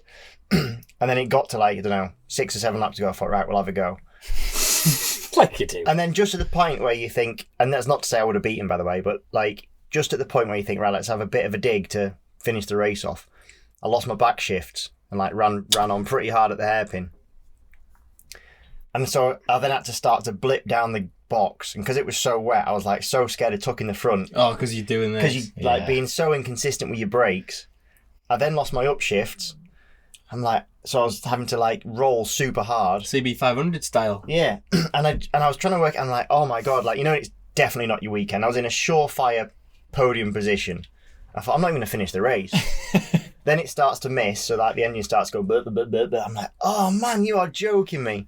And literally, I beat Bridewell to second across the line. If the finish line was on the higher up, because there's 2 finish lines, and I would have been third, but at least would have still been on the box. Yeah, because even on the TV, you were behind him at the the second one. By the time you get seen, because I think that caused a bit of confusion in the commentary, because they were like, it looked like it was Bridewell, but yeah. So that's where they went off it's the first one, which is like the last row of the grid, isn't exactly. it? Yeah. Oh, I didn't know that. And then the last race it came together. So yeah, I just love. I generally love hearing that like reaction of like normally I woke up and I knew I was going to win it on that day. This is the opposite end of that story. It was a shit show from the workout. Fighting your way through everything. It was an absolute disaster that weekend until Sunday. Brilliant. But it does show in sport things can turn on their head so quick. Yeah, you're quite mentally strong with stuff like that, aren't you? Though that you look at it like very objectively. I think. Do you know, like most, you look at things very factually like that, so you'll just go, well, I've done that, so we need to do this, and then you like attack it in a very facts pragmatic of that way. Morning were, we've not really had the pace, we've not got the best grid position, like you actually just look at it in hard facts, to be fair. But even in like a race, like you could go out in that race, you start at 16th, but if you get a good few laps and you're there, you're like, all right, okay, the goal's there, like you can adapt to that quite quick. You've got the experience, I think. Like I noticed that I'm 50 years old. Yeah. Come on, Christian, just stop being so sensitive about it. You're not going grey.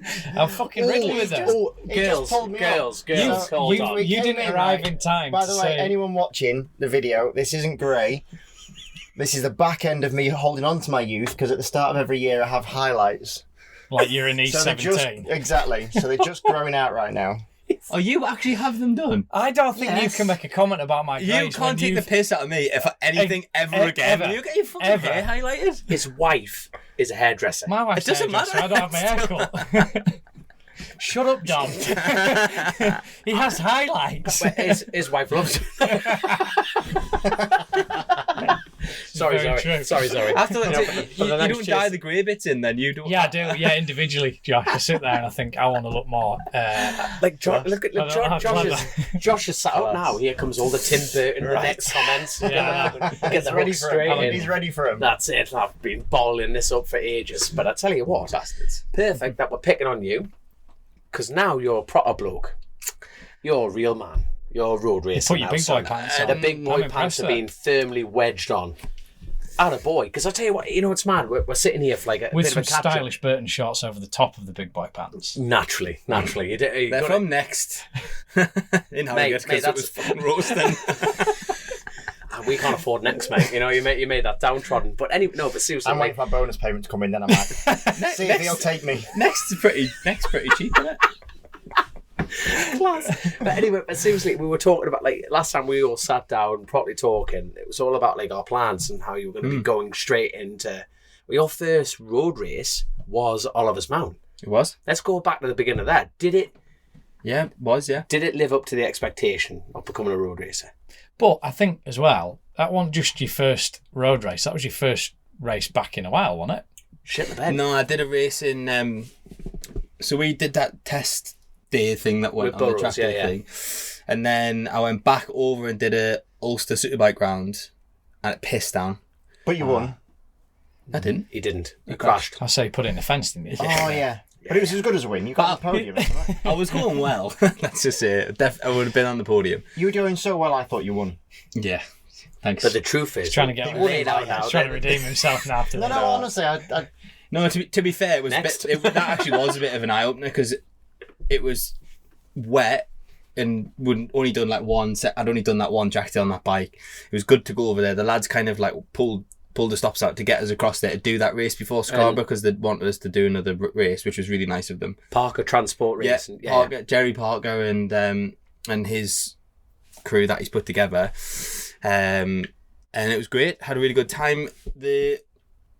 I just struggled a little bit with like going back into a race. It was weird. You sort of have expectations. Then I thought, I don't want to crash. I don't want to do anything stupid. Like, we're not really here for that. And then I went, I think we only had like 4 laps of qualifying, like, because it was a 1-day meeting and it rained and then it was delayed and so on and so forth. And I think I qualified 6th or something. That, and I thought, well, that's shit. So then you just like get the red mist, and then I got a fucking horrendous start in the first race and just went like completely backwards. And it took us the whole 12-lap race or whatever it was to just get back used to racing again. And I made me way forward and finished about 8th or something like that. And then we made a couple of little changes, made the bike a lot easier to ride. And I had like a fantastic second race, and was 4th. Set the second fastest lap of the race. Corey McGreevy was there, and by all accounts did a bit of research, and a few people mentioned the lap times were like really, really strong for the conditions and stuff like that. So I was delighted with that, and was picking people off, and just could see a podium basically on the last lap and fucking launched it. And do you know the mechanic as well, Nigel, right? What a lad. That's when Christian went out for a pedal. He went, hey, he's doing good enough, honestly. Yeah. I'm just going to have to do the coast to coast. It's funny because You're going to win that. the lads were stood on the pit. The lads were stood on the pit wall. My dad came over with us, and he said everyone literally was like, "Oh yeah, 4th. That was like a really good ride. Like second fastest lap of the race. That's brilliant." And then literally like, all clapping, and then turned around and walked away. It was the last lap, and then I didn't come back round. Even better. Oh, I got some fucks fired into us for that. Honest, they were like, you really did not need to do that. But Jerry was delighted, but Nigel, who's like the mechanic, was fucking raging. But he calmed down afterwards, and he was like, "Oh, you rode well." But yeah, I didn't need to. But just a silly little mistake. But it was good actually to have a little tip off essentially, because it just gives you a bit of reality check and just know to calm down. So then went straight to Scarborough. Before you go into that, I want to talk about rust. And you know how everyone stays off a bike for a while and they feel rusty. Now we talk about having the winter, you know what I mean? You're out of rhythm, you're out of sorts. So before you went to that Kirkstone race meeting, not track days, because anyone can do track days and you get your own, but a race meeting's totally different. How long ago was it you did a race meeting before you did that first round? Last race meeting was 2019 on a Motor 3 at Donington. And I crashed there as well. Yeah, right. So you're talking, there's a sizable gap there. The last time I rode a 600 before that test was 10 years ago. Okay, right. 10 years ago, you've hopped on this R6. At what point, before your first ever road race, did you feel like the rust got knocked off? Or are you still rusty now? It didn't, yeah. I would say still a bit rusty now. So, like, we've done quite a bit of riding, but you need consistency. So when we did that test, I was like really frustrated to the point that when we drove home, I thought, I don't know if I'm going to do this, because that's what I was saying. I just thought I just wasn't coming at all. Like, and then you were really helpful, and like following you guys around like was good. And you kind of calmed us down a little bit on the way home. You were like, just fucking give your head a wobble sort of thing. Like 10 years of not riding a 600 and you're like not far off at all. Like, don't worry about it sort of thing. So I was glad to go back to that next race meeting, and I left there with a load of confidence thinking, oh, I can do this, because I knew that if you can go and do those lap times, yes, I fell off. That's fine. I just tried a bit hard. First race back, I was trying way too hard. I didn't need to. And but it was enough. Like, it was a little confidence boost. It could happen to the best of us, you know. It's a little confidence boost. And then, to be honest, I didn't know anything about the setup of any road race. So what was weird about going to road races, I had no, I didn't know who I was racing against. I didn't know how quick I was going to be or not. So I had no expectation of where to be. All I was just nervous, like really nervous and anxious about it. Did that not make you more relaxed because you weren't setting yourself goals? Don't know, it was just out of your yes, in a way, but out of your control a little bit. So you said something about not looking at your times, and I do think that any newcomer to any roads, first day, they shouldn't be allowed a transponder. No, they shouldn't be allowed a transponder. They should have a tracker. Yeah. But they shouldn't be, it should be no times, yeah. No, they have a transponder on for safety reasons where they're coming through, but it should not be on the timesheet. Display 0. No, yeah. it shouldn't be even. It shouldn't even like. And I think that's smart, because it's the first thing you look at and you're like, okay, that felt a bit crazy. I'll be honest, you do the newcomers laps brilliant event. Andy Hayes really looked after us and stuff, and very grateful for getting the entry and stuff like that. But I did the first newcomers lap and I thought, what the fuck am I doing here? Like, this is ridiculous. Is that what you thought? I just thought, this could go wrong so easy, and you just have to engage your brain. in a totally different way that I just didn't know. I'd never experienced it before. I didn't honestly know how I was going to feel. Was you looking at... Sorry, go on. Sorry, no, I just find that really interesting. I'm going to fire that in, like, to you, Joe. It's the fact of, like, you've gone from a BSB background, a very successful BSB background, 10 years, you've come in, and your first initial thought there was, what am I doing here? I'm going to ask you, Joe, what was your first ever lap on a road race like? Just curious. Mine was at the Southern. Yep. On a classic T500. Jesus, right. And I thought, this is fucking mega. Yeah. You see what I mean? No, but then, see, you haven't come, you had a fair British, background. Did 5 years in the British Championship, yeah. 5 years, and it's interesting that. You know what I mean? That gap. But this was the first laps behind someone else, when you're going really slow, and you can't see, and you don't know, and then, so basically, then you go out, you had like 3 laps or whatever, which basically might as well have been nothing. Because I actually knew where it went. I've been going to Scarborough for a lot of years and I've driven around it and I know where the circuit goes. But then what you can't understand is how narrow it is. That really fucks you. Have you ever been to Scarborough? I've been to watch it. Yeah. Have you? It really, really, really fucked my head, for passing and stuff. Like, it's weird. And then you do like 4 laps of practice, 4 laps of qualifying or whatever. So by this time I think I had done less than 7 laps, right? And then you're going into a race. And I was riding round, feeling totally comfortable, but I get behind someone and couldn't pass them. I literally just could not get my brain into passing anyone. And because I thought you'd literally would line a pass of how you would in a short circuit. And because it's so narrow, you'd wait for them to go right, for example, and you'd go across to the left. And before you know it, they're back across to the left. Because the track's 4 foot wide or whatever. Well, it's not 4 foot wide, but it's not far off. It's not straight. That's what a lot of people don't think. And you just go from like edge to edge. And even if you think, I want to open the throttle and go where your brain wants you to go, you can't, because you run out of road. And like, you just have to ride very differently. And it took a bit of constantly reminding myself to just like rein myself in. But then I don't know how it works, but I had to go out in a B race essentially. So there's like 2 groups. Yeah. But I've always said this, and this will really upset people, especially PSB riders and everyone else. In some roundabout way, roads is harder. Definitely. Because you can't go train on it. Oliver's Mount probably is a little bit of an exception because it's 4 meetings a year. But like Armoy, Cookstown, Tamworgate, everything, you get 10-minute. That is your practice, your qualifying, and still get the time. But that's when years become your ally. You need the experience. And you never. You could go to it like take 2 people on a short circuit, and one could be seconds faster than the other. And if they have experience of a road race, I don't think you'd be as quick. Like I don't think you can. I don't think you can like surpass the experience like initially. Like there's the thing. So I didn't know the setup of the 2 things anyway. I was entered into this B race essentially, but I don't know. I think it goes on normally on your qualifying position. But when you turned up, it was a spring cup. Now you can imagine everyone's in the winter going, I just want to ride my bike. It's like every track day, it's like March, it's like -2, and everyone's going, I just want to go on my bike. Was there 3 grids of 600s?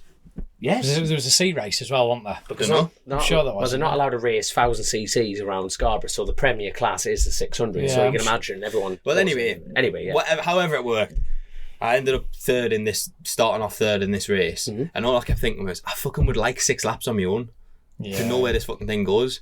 So I'm going to drill him into turn 1. Yeah, which is what I did.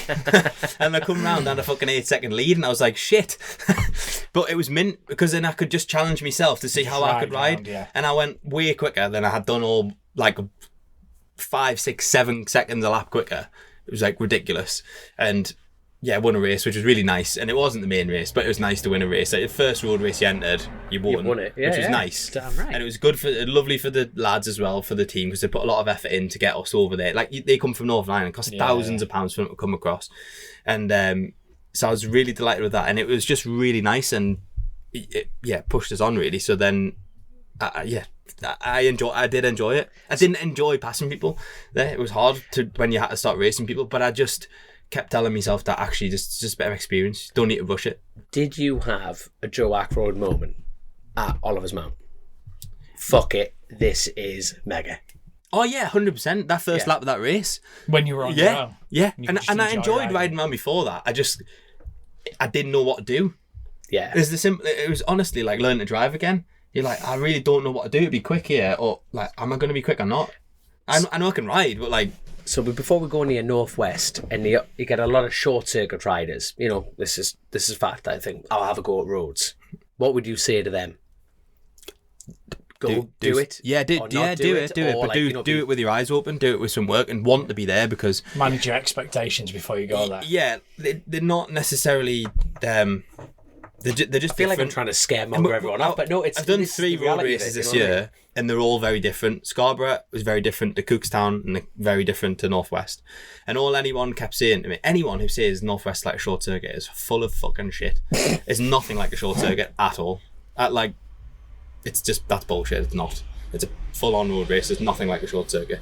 But, you know, you have to do it because you want to do it. Like, Cookstown was a real eye-opener. You know, we're going out behind John Burroughs. Basically, newcomers laps, go around a bus, and they go, can't really say too much. And they were fantastic. The guy, Barry, I forget his surname now.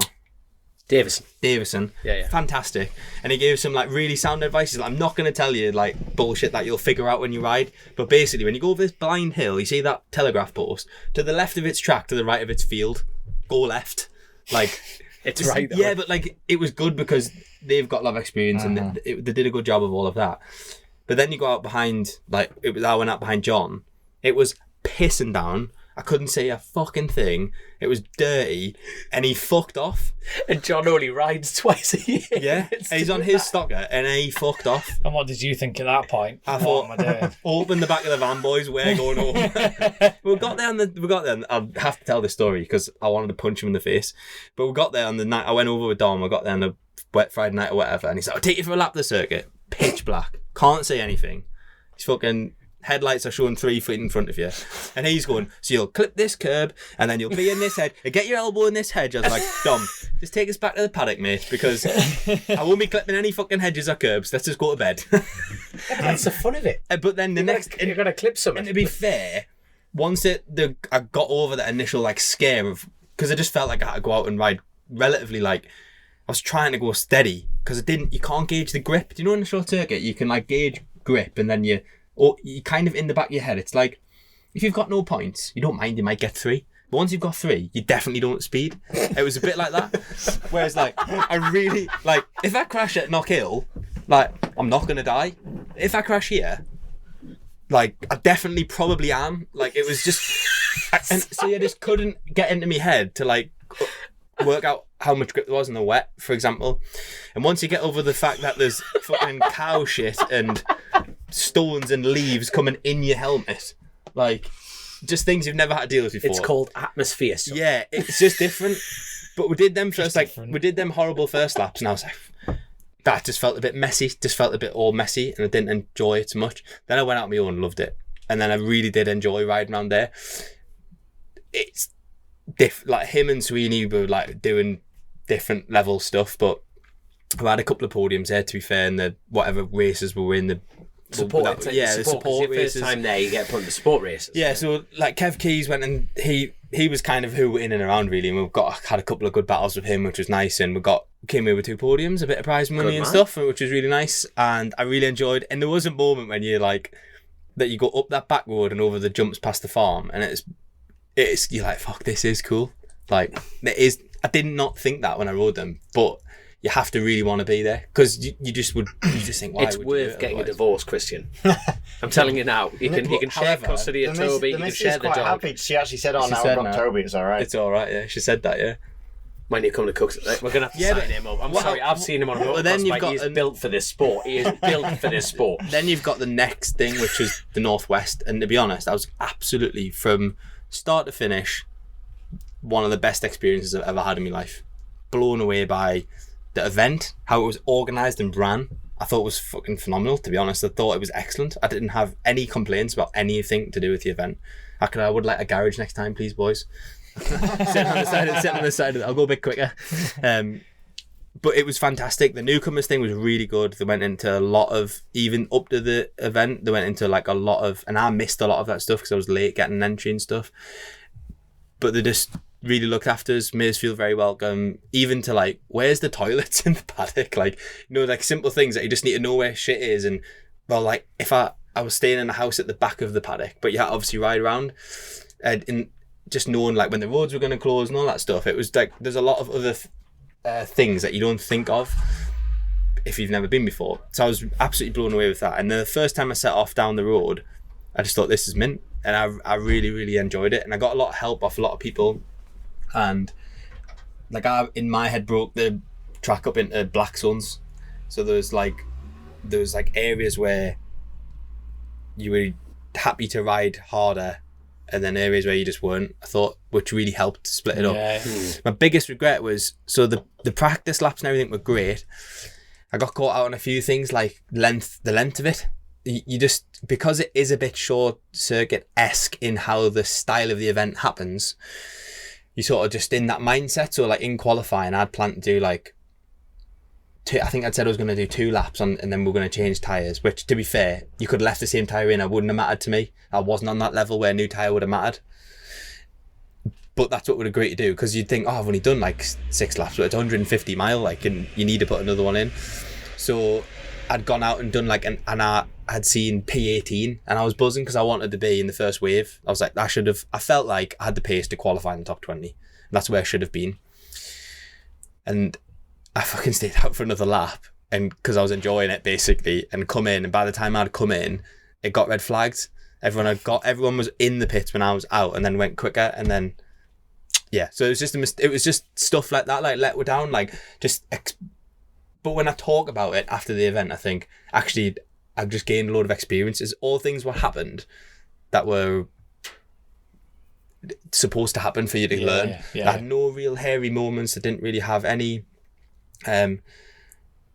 real, like, everything was good. We had brilliant weather. I wouldn't have liked to have ridden around there in the wet. If it had been raining on the Saturday, I'd have been shitting myself, like, no doubt. But biggest regret, really, I did all of practice on my own, deliberately, because I was scared, essentially. Yeah. And I wanted to just do my own. You're not scared, you're road racing, cautious. It's probably the better. Yeah, well, scared was the word. Self-preservation. Yeah, like I just wanted to do my own pace, not get sucked along, and get used to a few things. And then I went out on the first race on a Thursday night, and then all of a sudden you're in a group of 5 people, and you're going down that road, and it's the 4 abreast, and you're like, my bike was really quick, to be fair. I had a really, really good 600. Another mistake was I would have done another class. In hindsight, should have done a twin. Right, for the track time. Yeah, for the track time. But then that was a shock. So being in a bunch of people and racing, it was different. And the biggest thing that I couldn't get my head around was you're doing 170 odd mile an hour, and then you go into university and back down to first gear, and you think you can get off the thing and run, and then all of a sudden you're like on that white line on the outside, not going to stop. And it was just stuff like that was weird. And like I ran on a few times and stuff like that, and I ran on the first lap on Saturday with a full tank of fuel, just little things, and I just can't explain it. I mean, it was class, and it just made us think I'd love to go and do a TT. Definitely want to ride around there at some point in my life, 100%. But I thoroughly enjoyed the whole thing. It was class. I absolutely loved it. It's fucked if he goes there. He's never coming back, is he? As in, you're never going to step away from it. Yeah, I know. You've gone the other side. Yeah. No, it was. I just enjoyed it. I'm not sure that I'll ever. I mean, if I look at some of the. I did look back through, not naming the names, but I did look back through some results of when people did their first Northwest event, and I was basically matching the same pace. Right. And they're 4-5 years down the journey and are running towards the front. So I felt happy. I felt like I was exactly where I should have been, really. I was disappointed with Thursday's race because I made a mistake and lost all the positions on the last lap, which was fucking stupid. And then really did the same at the start of the race on Saturday, but was delighted to leave there with the top 20. I think P18 and your first time of asking, I was happy. So you always want more, but I was happy. Fair play to you. What are you doing the rest of the year though? Is that it, or are you? Well, I think we're going to go to Armoy. Jerry and his squad have asked us to do that, and Bill Kennedy's kindly gave us an entry to that. So I should be over at Armoy, which would be brilliant. And I am working on something for the rest of the British Championship with a sponsor of mine who's keen to do something. We're just waiting on bike eligibility and stuff like that. Super Sport.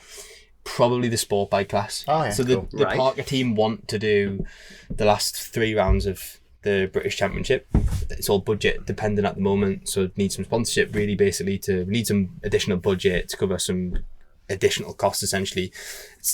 Everyone knows British Championships full on. It's no joke, that class this year, is it? So I generally believe the bike's good enough to have a good showing on it. So they would like to do the last 3 rounds of that, which I would definitely still do with those guys. But there's another project as well, which is probably in the sport bike class, which would probably sort of Brands Hatch onwards, but it's all dependent on a lot of stuff. It could be a little bit later. It's actually just a really cool project that that I'm excited about and want to be involved in. So exciting times ahead. Yeah. Exciting times ahead. But I tell you what, speaking of project, I think project's the wrong word.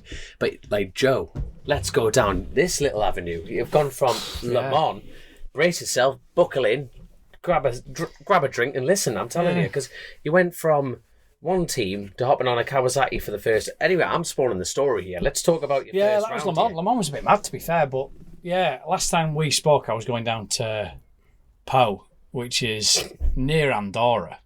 It's like south-west France.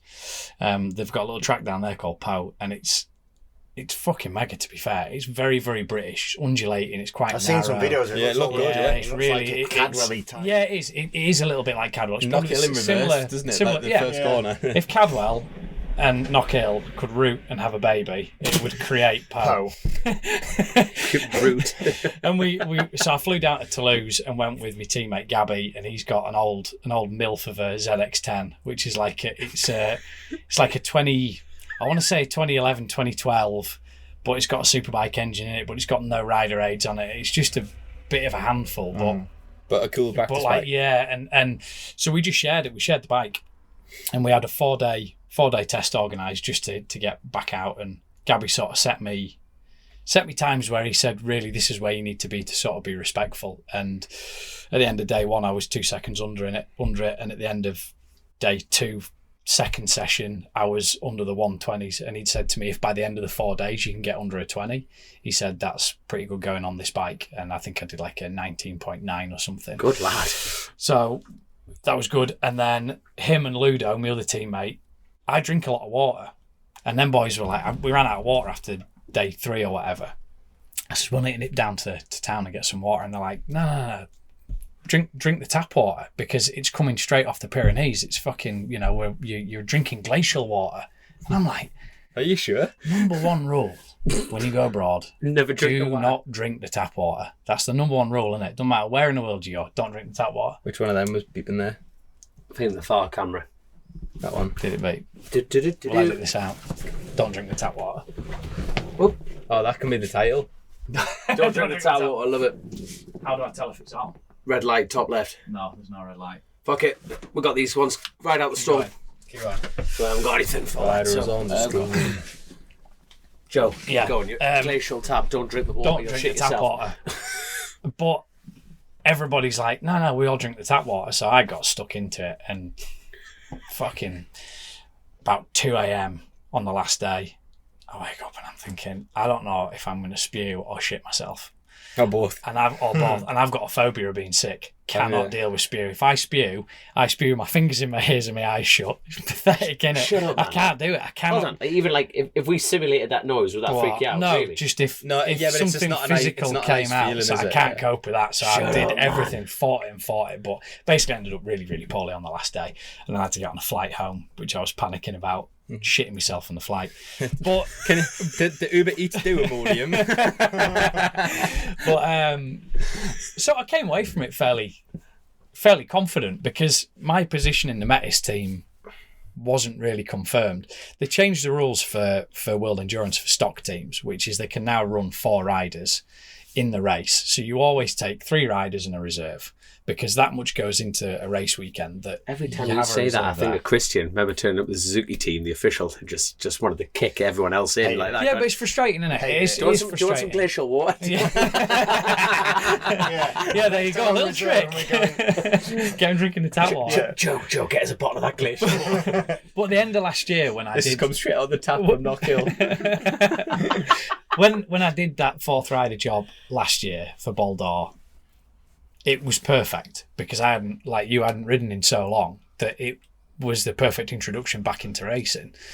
But honestly, I've trained my ass off this winter. I've gone from 85 kilos to 78 kilos, and I'm conscious of what I'm eating. I'm not really drinking beer, although I've just drank 2 whiskies. That's but I'm not. Spirit, it's fine. It's clean, isn't it? On the subject of that, this Heineken Zero is delightful. It's all right. Put that down. They're not putting any money in. If you want to sponsor Heineken, will you pass me a can of that Gorilla? Pass me a can of that Gorilla. Yeah, good. You get one of them down his son. There you go. Alan, if you want to sponsor me. Yeah, so the fourth rider thing was all right for me at the end of last year. But to be honest, going into this season, I wasn't sure what my role was going to be at Bennetts, and they changed the rules for stock to run 4 in a race, and it was unclear as well if the experimental class that Bennetts goes into, whether or not they were going to let them run 4 riders, because all the other comparable regulations between the experimental class that Bennetts is in and Superbike and Superstock, it's with Superstock. Yeah. So you would think, okay, is it? Yeah. So it's qualified to a Superstock time, and any other transferable regulations are the stock rules. Mm-hmm. So you would think the rider situation would be the same. And the FIM basically wrote an email back saying, in as bluntly as I can put it, and I'm not quoting them, but you're fucking lucky that we're even giving you a space on the grid, because there's only 4 experimental bikes. So shut the fuck up and do as you're told, basically. Not as bluntly as that. It's 3.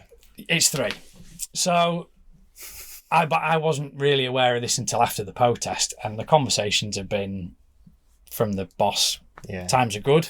No final ride decisions have been made. So I'm still thinking, all right, okay, well, if they run 4, at least I know that I'm not far off the pace. Mm. And if they run 3, then it's always going to be Ludo and Gabby, because they've been there a long time and they're fucking fast, proven lads.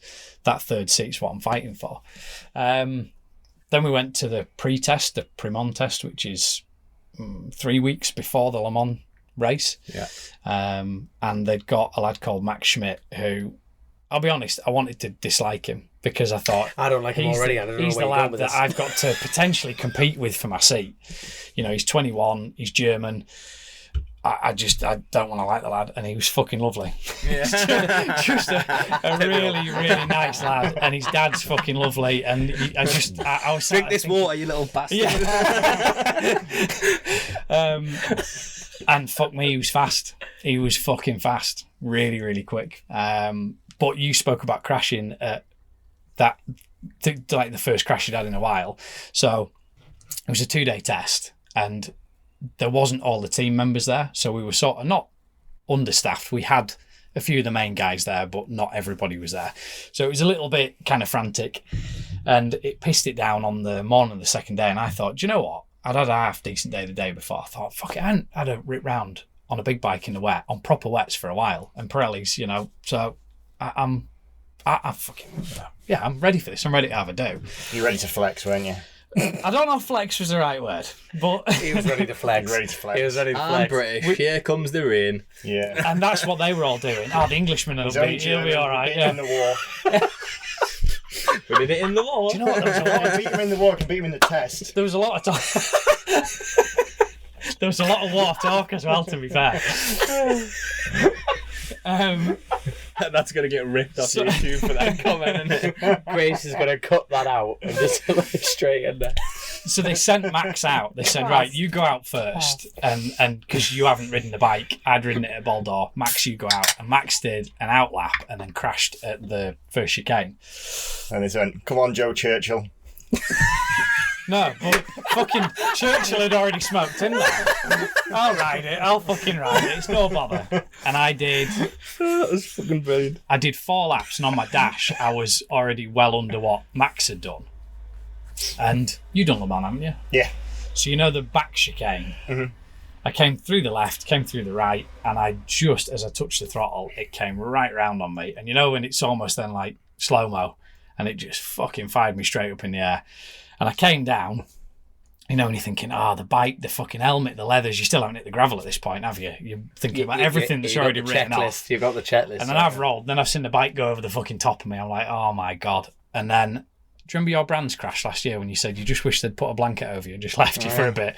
I had that, but I'd landed on my hands and knees and I fucking stayed there. I thought, God, that hurt. Fucking hell, that hurt. And I had a minute, and they'd already got the bike up and wheeled it off before I got up onto my feet. What, the team jumped the barrier? Fuck yeah. Akroyd, Churchill. Did I show you a picture? Did I show you a picture of the bruise afterwards? I'll show them. Oh yeah, you did. Yeah. Fucking savage. You have to send this to Grace. You know that, don't you? This is going on. Did anyone get any photos of it? That, Oh, nice. that was my ass. Let's have a look. Good bruise. Yeah. Did anyone get any Peachy. photos of your crash? No. That's always worse to rub salt in the wounds. I got a full, from start to finish, sequence. Oh, yeah. Sent frames. If it's a good one, because yours was a bit lame. It was If lame. it's a good crash, Thanks, like, dickhead. Joe's sounds massive. It was. So Yeah. actually, sometimes you want a bit of a sequence. But you know what? There was a weird thing about it afterwards where I kind of... in a bit of a sadistic way, you kind of like... Well, you want Look how you want high I summer went. worth... To be fair, mine proves that I hung on to it and I forwarded it straight to the team order and I was like, I told you I hung on to it, I promise I didn't let it It's nice to have something to show for the pain you've gone through, innit? I'll tell you what, the king of crashing is Christian Iddon. Every crash he's ever done, he has held on to it at the bitter. I remember that poor bird crash. Honestly, I don't know where it was. I think it was down Crane or something like that. I did one down Crane and I held it the and he whole literally, this bike should have flipped 4 times, and Christian's went, no, no doubt. And I'm watching this going, they want to replay that again and again, and every rider training. And he should have a bonus for saving all the fucking Yeah, parts. the amount of times I get asked, why do you hold on to it? And the genuine answer is, I do not know. Nah, it's It's instinct. this- isn't it? know. you sometimes you don't mean to, do you? I don't mean It's like a self-preservation thing. You think, No, this is going to save us. Every, This is every what you grab crash on. I've ever had, I've held on. I couldn't hold on to this fucking thing. There was no hope of holding on to that bastard. The ones over, Where's the eject button? Oh, I'd already hit it. the ones over the top, they're not hold on to ontoable, are they? But in a weird, sadistic sort of way, I was kind of glad that I'd had it because it's the first big one I've had since I broke my back. Yeah, you need to take one And off. I just sort of needed it to kind of go. You didn't have I'm the not high made of side, though. You glass. could have just took the front or something. No, but Yeah. but a big the thing is, you need that confidence that you're not made of glass. It was like Lee Johnson on his vlogs, you know, when he obviously went through the crash at the Northwest, Yeah. and he had a crash out in, not the one he damaged his leg, but it was out in Spain, I believe. He had a crash, and it was first thing he was actually saying to his own camera was going, it's actually kind of a good thing, Yeah. you know, because you remind yourself you're not made of glass. It's a really It's weird that kind feeling, of, isn't it it? is, isn't it? You know, you get up and you're like, Yeah. champion, you know what I mean? I'm always paranoid about my back as well, and I'm paranoid about eyesight. And I'm not saying What? Why? You made a scaffolding. Yeah, why? You're indestructible. It's Bend just some before of he the broke. yeah. There's no metalwork in there now, thank God. So yeah, to be honest with you, I'm crash. 10 times better for it. But yeah, it was sort of one of them that after I dusted myself off and got up, I thought it's all right. You're all right. And Did your airbag go off? Yeah, it did nothing down there, but it's on your hips, innit? Your airbag's good for protecting your vital I've organs. crashed Did 4 nothing on times in it. my suit this year, and the airbag hasn't gone off. And basically, You're not doing it good enough. that's basically the crack. It's like That's what falling they over say. in a paddock. That's the innit? new It's not thing. going It to go doesn't off. count as a crash. You haven't crashed this year. The Your fucking airbag airbag hasn't gone off 3-4 times. And I was like, yeah, But apparently not good enough. Yeah. do you know what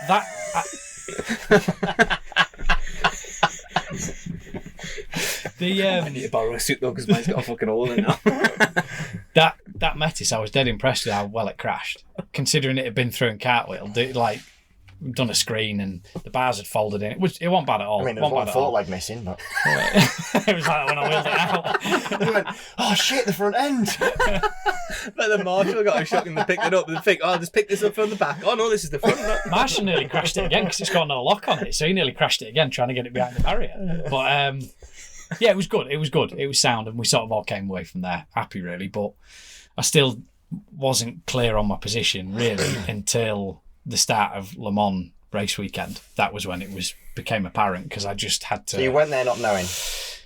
Do you know what? I think in my heart I already knew, but You held on to it. yeah, I just thought, you know what? If on the first test day on the Tuesday, if I can be as quick as Max, then maybe then it's going to come down to a conversation about who's done this before, because Max has never endurance raced before. Who's a little bit older, a little bit maturer. Let's go to Joe. He's done it this before, and this would be a good one for Max to watch. And he's got nice hair. What Max has? No, you. No, that's one thing that's not in my It is a favour. bit Teen Wolf-esque, isn't it? It's just given up. You've not seen Teen Wolf, but you're No, fucking what is it? 50 50. It was after him. Yeah, before my time. That. But no, like you're saying, a bit of experience, everything like Yeah, that. Everything's going in your favour at this point, yeah. Did you I'm text not- the boss all these things, by the way? No, because he doesn't speak English very well. Like him cheeky inbox the night before he was making the decision. No. Here is a photo of my passport. Here is a photo. Max is fast, but And do you remember 1940? Nice guy. The Brits did. No. But do you know what? I think they're a mega team. I will say the communication ain't great, but they'd be probably the first to say they agree with that. They're focused on building the bike and the project in itself. And so would I have liked a message to say before I got there, this is your role? Yes, I would. Yeah. Was I a bit pissed off about it? Yes, I was. Yeah. And because you thought, I might be riding. Yeah, and I honestly thought it was going to come down to let's get the practice day done and let's see how everything sort of tallies up, because Was it before that then? No, well, I'd never even ridden against Max at this stage. So we get into the test day and I look up on the board where they've written down like the riding schedule, the riding order, and it's Gabby, Ludo, Max, Gabby, Ludo, Max, Joe, lunch break, Gabby, Ludo, Max, Joe. So I'm like, okay, well, I'm getting 2 sessions today, and they're all doing at least. That's what 2. I mean. It was the decision. I think they'd already made that decision. To be honest with you, and I sort of was a bit pissed off at the end of day one, and then at the end of practice, because I said, how the fuck do I ever prove that I am capable of going at that speed when I'm not getting the track time? Honestly, that was exactly when I went and did that Suzuki thing. I'm like, you want to prove that you can do it, but then when you then are the fourth, you're always going to be 2-3 seconds off, because you're riding the shit tyres and you're doing the track time. You get the cast off tyres. So coming into and if you crash as the fourth, then it's the dirt. Absolute no go. Yeah. Is that what you did that then? No, because I crashed in practice. I did in the pre-mon test, so it was the test. And it was shit conditions. And it turned out. I've been waiting to abuse you about that all night. And it turned out as well, actually, from that pre-mon test, it was really good because we all sat down and we were able to say, it pissed it down the mon in the dry. We rode the bike, and I said, "Do you change anything? I don't know how this hub center steering fucking witchcraft works, but on a conventional bike, you back everything off, don't you, for the wet?" And they said, no, actually, you don't do a lot. And in endurance racing, you do even less, because if you're out and it's dry and it pisses it down, you need to be riding fucking get on with it. You just have to ride the bike. With that bike, you change very little. And when it dried out, we all had the same problem with chatter and with the thing just not handling right. So it was good, because at the end of the day, it was actually those crashes are because the bike was fucking horrible in the dry. It was going to be unrideable in the wet. So it was good. But back to the race weekend. We got to the end of practice and I think I'd done 12 laps going into qualifying. And I'm like, what? That included out laps. And I couldn't really hold my tongue. And I said to a few people, I said, how the fuck am I supposed to do anything that's respectable when this is the position I'm in? And it's not knocking the team. It's just that's the fourth rider gig, innit? And I've trained that hard and kind of got in my head that I'm going to be racing. And to be fair to them, they said, look, I think someone had been and had a word with Manu, the boss, and said, look, for qualifying, can we give Joe a new rear? The fronts are good. The fronts will do. You can still do the same times on a worn front at the end of the race. The rears are the issue. Can we put him a new rear in? And they came to me and they said, look, we're going to give you a new rear tyre so that you can get stuck in. And I went 3 seconds a lap quicker. Yeah, Jesus. So they did. Max turned out to be the fastest out of all 4 of us. Did he? By 0.3 of a second. Damn, that nice guy. Yeah, he's fucking Damn good. the Germans. He's really good. He's good. And in the race, he was fucking faultless. Yeah. So how did you... So once the race starts, you can't use your fourth? No. So you essentially were done by this point? So I'm at the beginning of the week thinking, I'm the fourth I'm man. not sure is the rule once the race starts? Yeah, you have or to is it once the 3 have been out? No, you have to confirm your rider lineup before the race. So if then before, at the end of warm-up, you can change your rider lineup before the race. Yeah. And if you... Once the flag drops. It's confirmed? No, but even before then. You've got like a window like an hour. Warm-up. Yeah, you've got an hour to do it. Name your team. That's the people. Give the transponders back. You give your transponders back. That's it. You're done. Yeah. But the ADSS guys had come to speak to me, Chris Platt, who owns the team.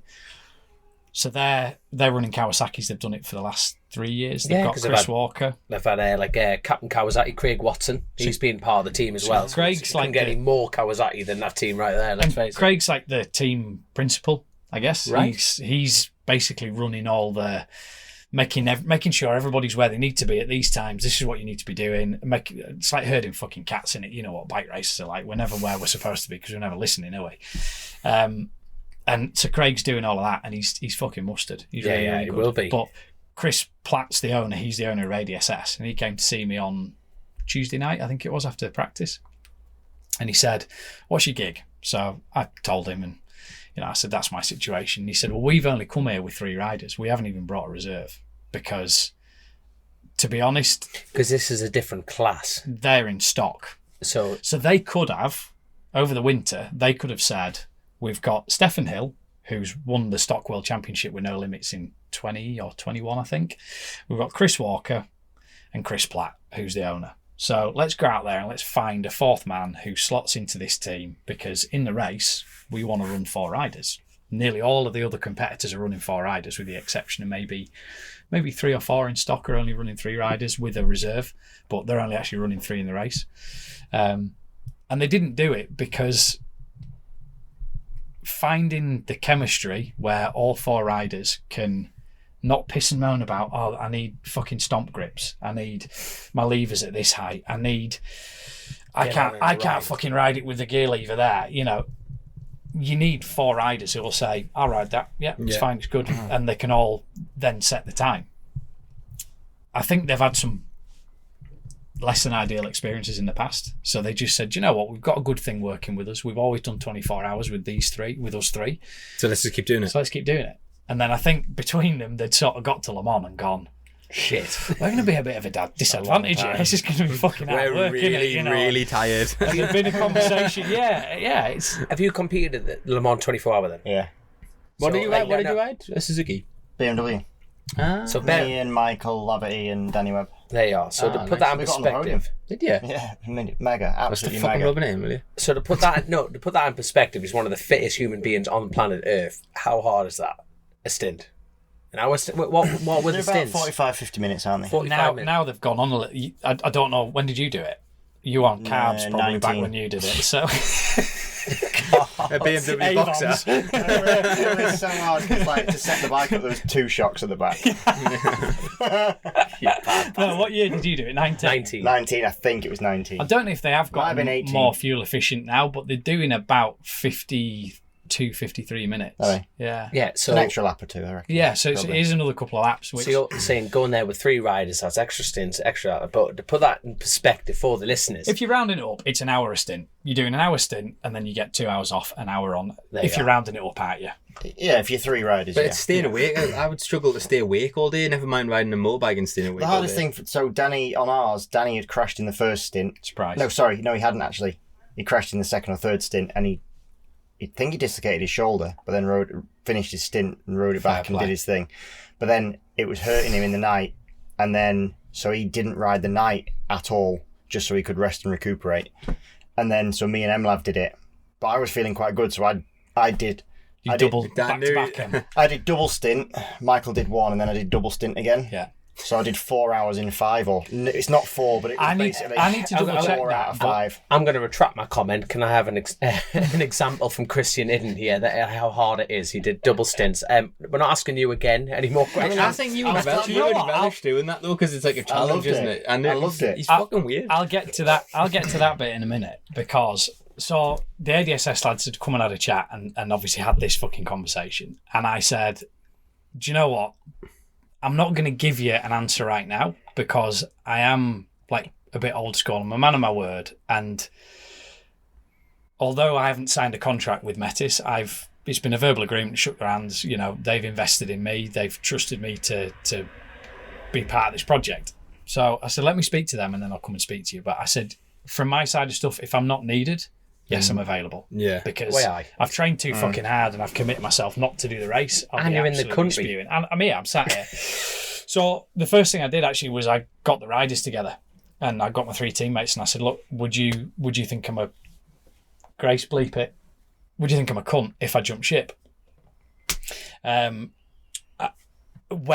I know that I'm not needed, and they were like, not at all, not at all. We 100% get it, and if that's if there's an opportunity, then you should do it. Then we had a chat with the team, and the team were like, yeah, no, that's cool, but we're not going to release you from the team until the morning of the race. So we are not going, because we need to know that when all our riders have gone to bed on Friday night, nobody's got food poisoning, nobody's fucking drank the tap water. fallen out of the caravan. Glacial water. Fallen out of the caravan. Or one of those dangerous little plastic steps that they have. For you going around hacksawing everyone so they're weak in the middle. So I said, all right, fair enough. So I went to ADSS and I said, look, this is the situation. So I said, I can't leave until the morning. So this was on like the Friday afternoon. So we went up to the organisers and said, look, in the morning, can we come to you before morning warm-up and sign me across to ADSS from Bennetts? And they said, no, the regulations clearly state that you've got between 5 and 6 on the Friday and you've got an hour after morning warm-up. So there's me and Fabrice, who's the main man, like the main fucking coordinator for ADSS, who's French as well. And I'm thinking, well, that'll be on my side, because at least then he's only pissed off with half an Englishman, because he's pissed off with the Frenchman. So that's on my side. Because they hate us, they just fucking hate us. The French just hate us. It's as simple as that. And so I said, well, it doesn't really make a lot of sense, that, though, does it? Because I'm not going to have ridden the bike then if it's an hour after warm-up. I can't ride the bike in warm-up. And they said, did you not look at watch the regulations? I didn't want to say no, I fucking fell asleep, because the French had really not like that. But they said, no, the regulations are the regulations. You have an hour after night practice on the Friday, and then you have an hour after morning warm-up to change your rider line-up. So I'm like, for fuck's sake. So we went away. We went back at 8 o'clock, race day morning. We said, look, here's all the documents signed, because the teams have to sign to release you officially. There's all the documentation. Please, can you let me at least ride the bike for warm-up?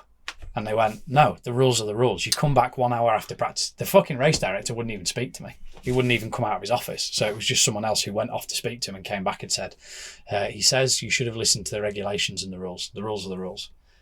And I was like, do you not see element of the safety side, where surely if a rider's changing the manufacturer of a bike, it's in the interests of safety to at least let that rider have a go on the bike for 10 minutes. Bearing in mind, the Bennetts is this hub centre steering, wacky suspension on Pirellis. This is a traditional bike. And this is a traditional bike on Dunlops. Oh. And there was some response about, are you saying that you're not safe to ride the bike? And I'm like, oh, you fucking cheese-eating bastard. Like, what is wrong with you? And I nearly said, I bet we wouldn't be having this conversation if I was French. But I thought, no, Joe, walk away. You are leave it for the 34 years old. You swallow it. So we went back, and they all came up, and the Kawasaki guys were like, look, fucking hell, what do we do? And I said, look, in my head, the first time I'm going to ride this bike is in the race. But it's a Kawasaki. It's a Kawasaki on Dunlops. They're black and they're round, and it's a green bike. It'll be grand. It'll be fine. And they were all a little bit nervous about it, to be fair, but it was Chris Walker just came up and he just went, you'll be fine. He said, that's the times they're going to do in the race. If you're 3 seconds a lap slower for your first stint, he said, if you're 3 seconds a lap slower than our slowest guy for the first stint, it doesn't matter. Just bed yourself in for the first stint. So I said, look, I'm happy to do that. Generally, I need about 10 or 15 laps, and I'm somewhere near where I need to be. So the first time I got to, so that was it. It was agreed. So the Who first started time the race? So Stefan started it. Then Stalker goes second. Chris Platt third. Is that in order of speed? Yes. Yeah. And on the timing screens, you've got first to 20th, 21st, and then 21st to 40th, and then 41st to... So we call it BBC 1, BBC 2, and then you're on fucking Dave +1 if you're on the third screen. Deja vu. And to be fair, we're on BBC 1 from the start of the race. And then I'm thinking... I had nearly 3 hours to contemplate it, but I thought, do you know what? I'm fine here. It's all right. I usually get chucked in at the deep end and have to swim, so it'll be all right, won't it? And I quite like the idea of it. Like, it's pretty cool, isn't it? It would take the worry out of it, wouldn't it? Well, you know, like you were saying when you went to Oliver's Mount, you were nervous about all those things, and I said to you, but were you not nervous because it was completely new? You knew that you didn't have to be in. That's how I felt. I sort of went to it and I thought, there's no expectation of Joe here. Canoper's going to fucking drill me somewhere, isn't he? And Greg Black's going to fucking come past me like I'm stood still. But it is what it is. It won't be any different if I'm 2 seconds a lap quicker. Them boys are that much quicker. It is what it is. Don't worry about it. And I think as a timing, they'd said to me, if you just did 47s, which is not great, but they said if you did 47s in the race for your first stint, just go and do 47s if you have to do 47s. To put that into context, the front stock guys in the race are probably doing 37s, 38s. From 5th backwards, they're probably doing 40s, 40. But as an average across their 3 riders, the fastest might be doing a 40 and the slowest guy might be doing 42s. Yeah. 42s. So I'm like, oh, do you know what? My outlap was a 47. My first flying lap was a 45. Next lap after that was a 44, 43, 42, and I just sat at 42s. And I just rode around like I couldn't fall off. You know, if someone had a gun to your head and said, do not fucking fall off this bike, that's how I rode around. Yeah. And I just thought, because you don't want to be the dickhead, do you? That would be the thing that would worry me. They've drafted you and they've taken a punt on you. You can see the chemistry between the other 3 riders. They're all having the banter. They've all got their own little jokes that they've built up over their relationship. And they've brought this lanky twat in and he's put it over the fence in his first session. So I just took my time. And Stefan was doing high 40s, low 41s. Stalker was dropping into the 41s, but generally doing sort of 42s, 41s. And Platty was a little bit off that, but not by a lot. So I was happy. I just thought, and I came in, and do you know what? This is, as a 5-year-old, I didn't think I could be made to. I was at the test, and it was my birthday in between. So I'm being factually correct. Well recovered. I was 34 at the test.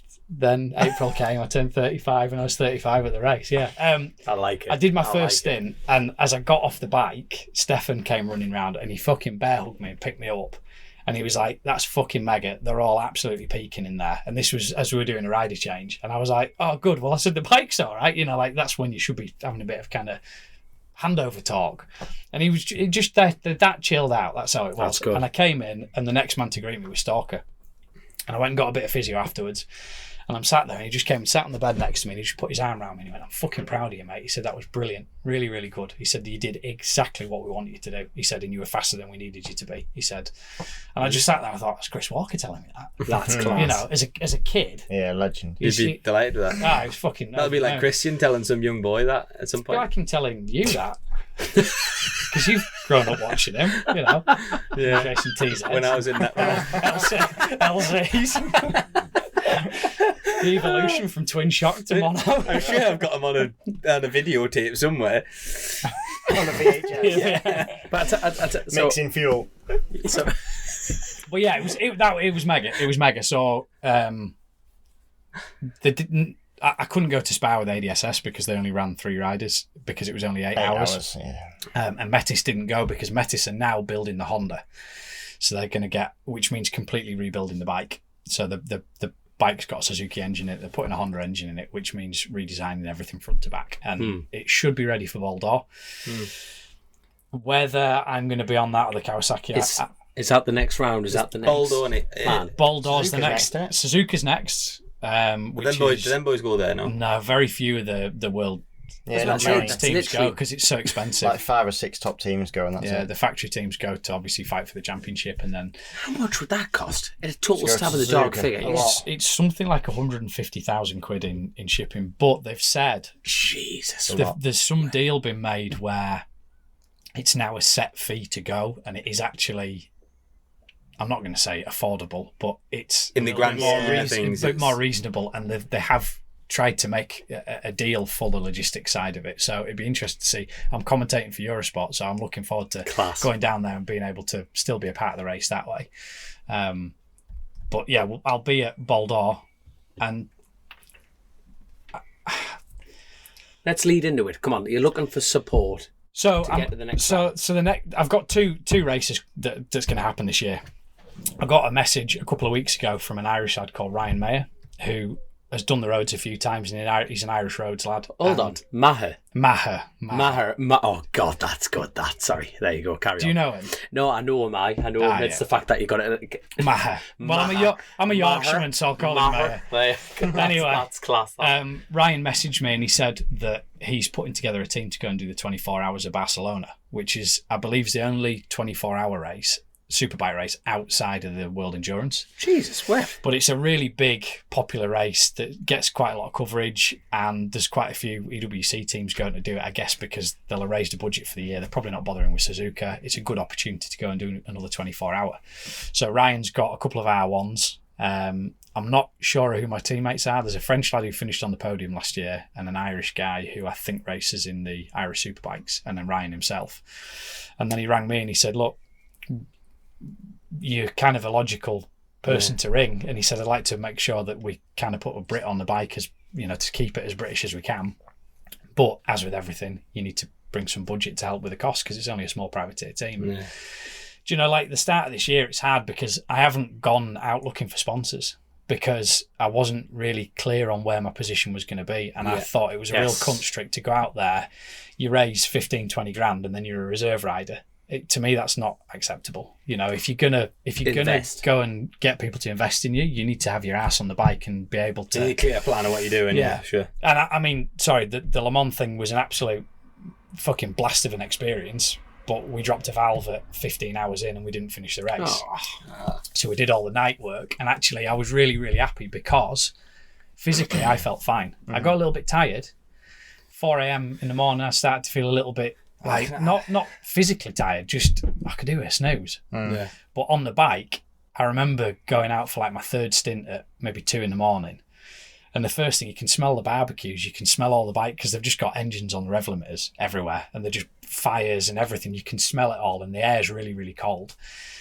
And I remember going under the Dunlop Bridge, and I'd sort of sat in a chair with my eyes shut for a bit, and they'd gone, right, you're out, and it all kind of happens quite quickly. And I just remember thinking, this feels like a computer game. You know, it's 2 o'clock in the morning, and I'm sat on this 1000cc bike in the pitch black with all these floodlights. It just feels like it is not real. Yeah, it doesn't feel real. It takes a few laps, but I also remember thinking, I'm really glad and happy with myself at how hard I've pushed myself in my training, because I felt like if I had to go again, I could go again. If something had happened to one of the guys and they said, you're double stinting, I can go again. And I just thought, fair play. What was the drop off in times to the night? Couple of seconds. No, you go faster at night usually. To the same. I set my fastest lap in the night. Yeah. Did you really? Yeah, mate. I got because you couldn't see where you're going. No, I got bored. I thought I'm just gonna. Actually, Greg Black came past me, and I was like, you start switching off, don't you? If you're not careful. I think it was the fourth of my stints. So like I'd done just that one in the middle with Michael. I got bored. No, but in a way it was just like you just hit your markers, and sort of you get into a routine and I had just got into a rhythm and a lap time. Michael was a lot quicker than me at Le Mans, actually. He was riding really well. But Greg came through, and I just jumped on the back of him and just did basically half an hour, sat behind him, and he just drove me around. Dan came past me a few times, and mega. About all I could do was pick out what coloured sliders he got on and then say, I'll see you at the end. Fucking hell, that cert bike, unreal. But Dan said to me, he said, it's the nearest thing you'll get to riding a MotoGP bike. Yeah, that cert bike is... He said, I can basically go into a corner, and he said, I can just whack the throttle open, and he said, it just does everything for me. And they actually had some issues with the traction control in practice, and all three of them crashed. And what they'd done was they had issues with the traction, and then they said, I think it was only Dan that they said to Dan, it failed on Greg, and Greg high-sided on the last left before the double right, before the start-finish. And he'd high-sided out of there. So they'd said to Dan, look, we're having issues with this traction, so what we're going to do is we're going to turn it off, and you need to go and have a go on it with it turned off, so at least if this happens in the race, you're prepped. You can, yeah. And he did an outlap and made it to the first chicane, tapped the throttle and fucking high-sided himself. Really? So he said to me, that's how good the electronics are on that cert bike. He said it is just, and all the super bikes. In terms of championships, it's probably the one that still has the biggest disparity in terms of bikes. Between stock and superbike? No, between even the bikes at the front of superbike and the bikes at the back of superbike. Yeah, it's in every other championship now, we've got all the rules to make everything really similar. Yeah. But I'm sure they do it to make the rules quite similar, but there's a big difference in budget and abilities between the teams. I think. Because it's so open in terms of electronics. Yeah. When I was with Sir, sat watching them because I was sat there for a long time because I was reserved. But they literally have like a bank of engineers just non-stop working. Massive, Whereas you might have another team in the same class that might have one guy who's a BT telecoms engineer or something. Yeah, who's with like the floppy there disk. on the giving up his weekend. time, sleeping in the back of his transit. So don't go there. Yeah. Do you know what I mean? Yeah. Nice. Who's dialing in someone's traction? So, sorry, quickly going back to it though, before I tell you what, the time is ticking on this episode, but we're talking about Ryan putting a team together. Yeah. You are the logical choice to put in an endurance team. That is fact. But it's a bit like you need to raise budget. Yeah, I do. You need to raise budget. I need to raise budget, and Grace really kind. It's hard because you've got to swallow your pride with the job, haven't you? Well, no, it's not even that, mate. It's like the fact is you're a working class man with a family. You know what I mean? Money is not.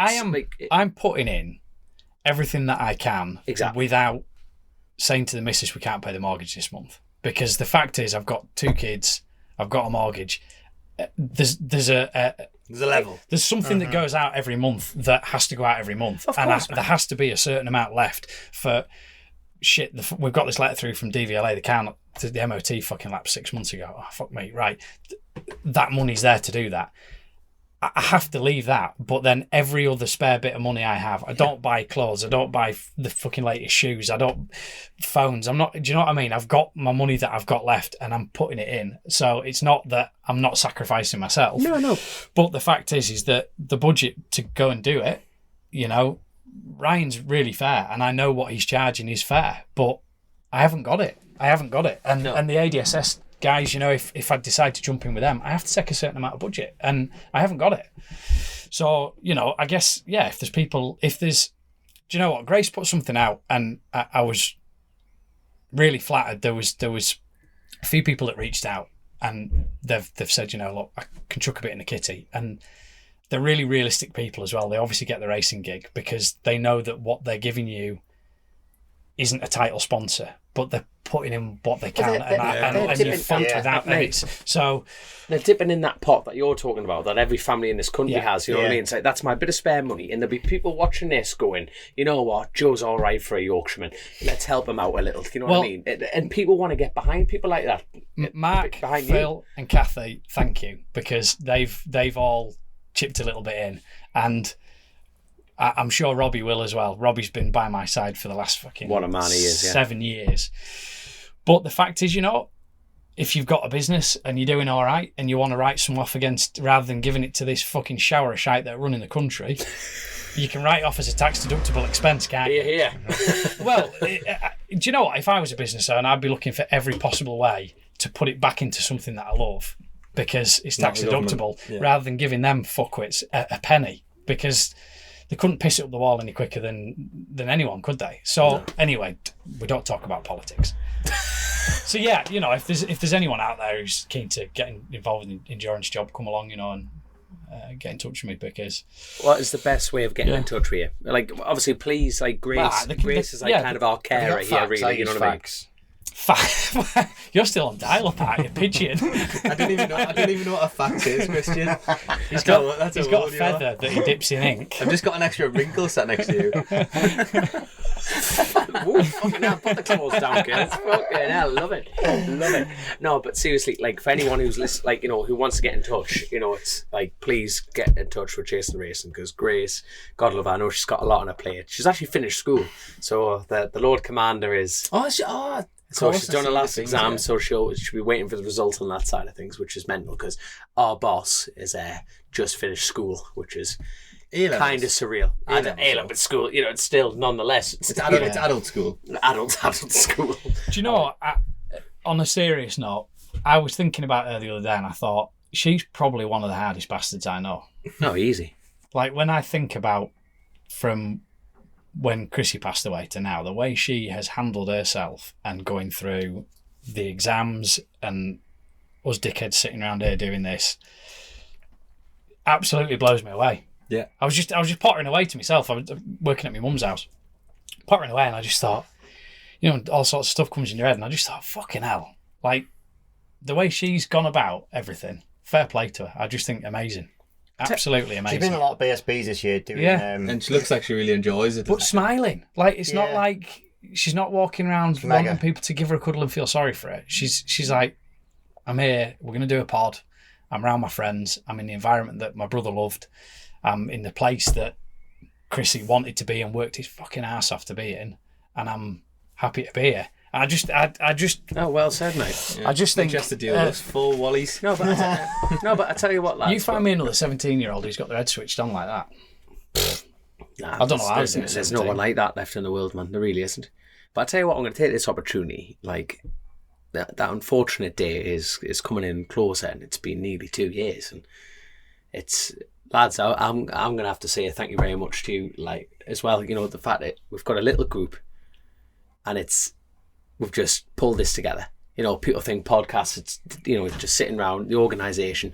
You've come from one side of the country, you've come from another. You know, you've had the family. You've walked 12 steps. You've walked 12 steps. Watch your mouth. I'm always the fucking plum driving 2.5 hours north because you three lickers live up there. Hold on, I'm defending you, mate. I know, sorry.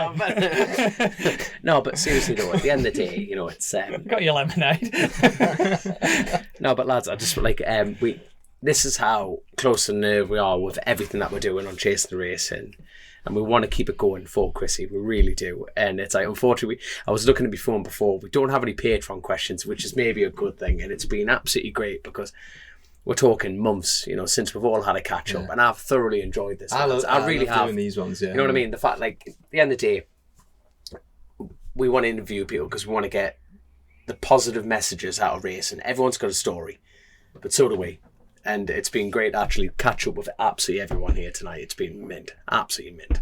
But have we got any more final questions? Because I feel like we could leave, you know, the politics of our predictions and everything like that to another episode. You know what I mean? I think this is a good opportunity. We could almost do another episode. Mate, I was going to say that. I'd love to hear like what people's opinion is on that because I really enjoy doing these. And like obviously we've talked a lot about the things we've been up to, but we've not covered a lot of like the rest of the sports news, to be fair, and you can't phically get it all into one episode. No. And I know sometimes we've been given a bit of stick because when we've done these, people have then, and I don't look at the comments, but you do, don't you? And someone's commented, oh, you fucking missed this point and you missed this. Do you know what? I think it's fair to say this one was a catch-up for the four lads, and it was about what we've been doing. We've all actually been doing a bit this year. We've all had something to talk about for our own individual journeys. And I don't think that... Well, if you don't like it, fucking tune into something else. Go listen to that other one. I was going to say something I tell you what, well, I love it. I feel like we should just close it there, but honestly, it's like... Lads, absolutely. No, but it's a podcast. I feel, at the end of the day, we're not governed by anyone. We have sponsors like OMG, Bennetts, JC Truck Driver, Hire, and we have personal sponsors to keep the show on the road. And without you lot, with all the patrons, it just wouldn't happen. But this is what Chrissy wanted. Podcasting. Just getting together, slavering on, and hopefully people enjoy it. But we'll leave that up to you lot. Listening to this on that side of things. Ends around out, Joshua. When is the next Bennetts track day? Do you know when the... Cadwell. Is that the next Cadwell one? Park. I've been following because they're... Give me a minute, I'm not being ignorant. They're a bit extra this year, aren't they? They're a bit different. They're sort of not following the BSB calendar quite as they were before, but they're doing a bit extra at some of the events and stuff like that. So I'm sure you'll be able to check it out on their website. But yeah, just the thanks to... And by the way, for all the listeners, please have a look on our Chasin The Racin website or on the social medias, because we've got a lot of, like, John McGuinness, you couldn't have wrote it. The fact that he thoroughly enjoyed the book, believes in the book, but the Alan Carter story, you know, he absolutely, doesn't he? He absolutely loves it. And I got a lot of messages, how do I get a hold of the book? But please drop a message on all the social medias as far as Chasin The Racin concerned, Instagram, Twitter and Facebook, and then Grace will be able to, you know, sort that side of things out, no problem whatsoever. I believe we've got a new cap photo model soon as well. That's you. I'm not good looking enough for that. I'm a welder's bench of a model. Could be Christian, won't it? Could be Benjamin Button over there. He'll be walking Benjamin Button. These trying to hold this in now. Can't look at me like shit. It's a compliment. No, I think that one. I'll take that one. So the next Bennetts Day is the 18th, Thursday the 18th of July at Cadwell Park. And then they've got one at Brands Hatch Indy, which is the 7th of August, and then Donington Park National, which is Wednesday the 25th of September. And I've said it a million times, but if you've never done a track day before, or you don't want to go and be surrounded by club racers or BSB lads on the test, the Bennetts days are mustard. They're proper track time as well, isn't it? And it's split up sensibly. Sensible numbers. Yeah. It's like-minded people, and I can't recommend them enough. I think they're brilliant. Totally people agree. Like McGuinness are there. I think John's at all of them as well, and you don't have to pay to have a ride around with him. You can go and have a chat with him and say, "Can you do a few laps with us?" And he'll ride around with you. I'm going to be at the Cadwell one. Not that anyone's going to want to ride around with me, but I'll be at Cadwell, so it'd be good to see. You'll be riding for 24 hours. You'll sit there 2 o'clock in the morning, still going around. But yeah, and all the other perks that go with the Bennetts job, isn't there? There's the pit perch, and all you have to do is get your insurance through. So. We've had a bit of a break from BSB, haven't we? Like, I know we've had Knockhill, but it feels like really spread out. Like 2 weeks off. Yeah, it's only 2 weeks off. 2 weekends. Yeah. Are OMG still doing them prints as well? They are, aren't they? Yeah, they're doing the limited number of prints per. I think for each round they're doing a run of different prints per round, right. which you can buy. Hey, at the end of the day, please go buy a T-shirt, because at the end of the day, without Alan Garner and the team supporting the show, this wouldn't happen. We've got everyone's diesel chucked in to come do a show. You know what I mean? Bar Joe was 10 steps, but it's there. But I'll have to restock the fridge. That's it. No, I'm not sleeping tonight. Yeah, how are you going to get your finger out alcohol free? It's bloody lovely. But it'll be a good sponsor, that alcohol free one. Anyway, but I think they're actually involved in BSB a little bit anyway. I think they do actually sponsor the series. They're on the website as a sponsor. BMW, they're like, you see it on Top Rack stuff. Yeah. You know what I mean? No, but I think Heineken has definitely something to do with BSB this year. I don't know in what capacity, but it is in some. I like it. I've seen it. I like it. It's nice. So, quickly rounding off, Snetterton next. Mm-hmm. Next. Armoy. Hopefully. Catalonia next week. Awesome. Absolutely awesome. And for me, it's the Southern 100 with the Armoy. When's that? 2 weeks' time. So it's you go to Snetterton, and then... The week after. So going into that Monday, so Sunday going into that Monday, and then it's Monday, Tuesday, Wednesday, Thursday. So straight back at it. But I think it's a perfect time to round it off. Yet again, thank you so much to all our patrons, OMG Racing, Bennetts and JCT Truck and Trailer Hire. And to read it off finally, our personal episode sponsor for this one is CJP Investments. Thank you so much, you guys, for listening to every episode, and thank you for getting behind the show. It really does make a difference. So cheers, guys. It's been emotional. I'm going home. Got cheers, work boys. tomorrow.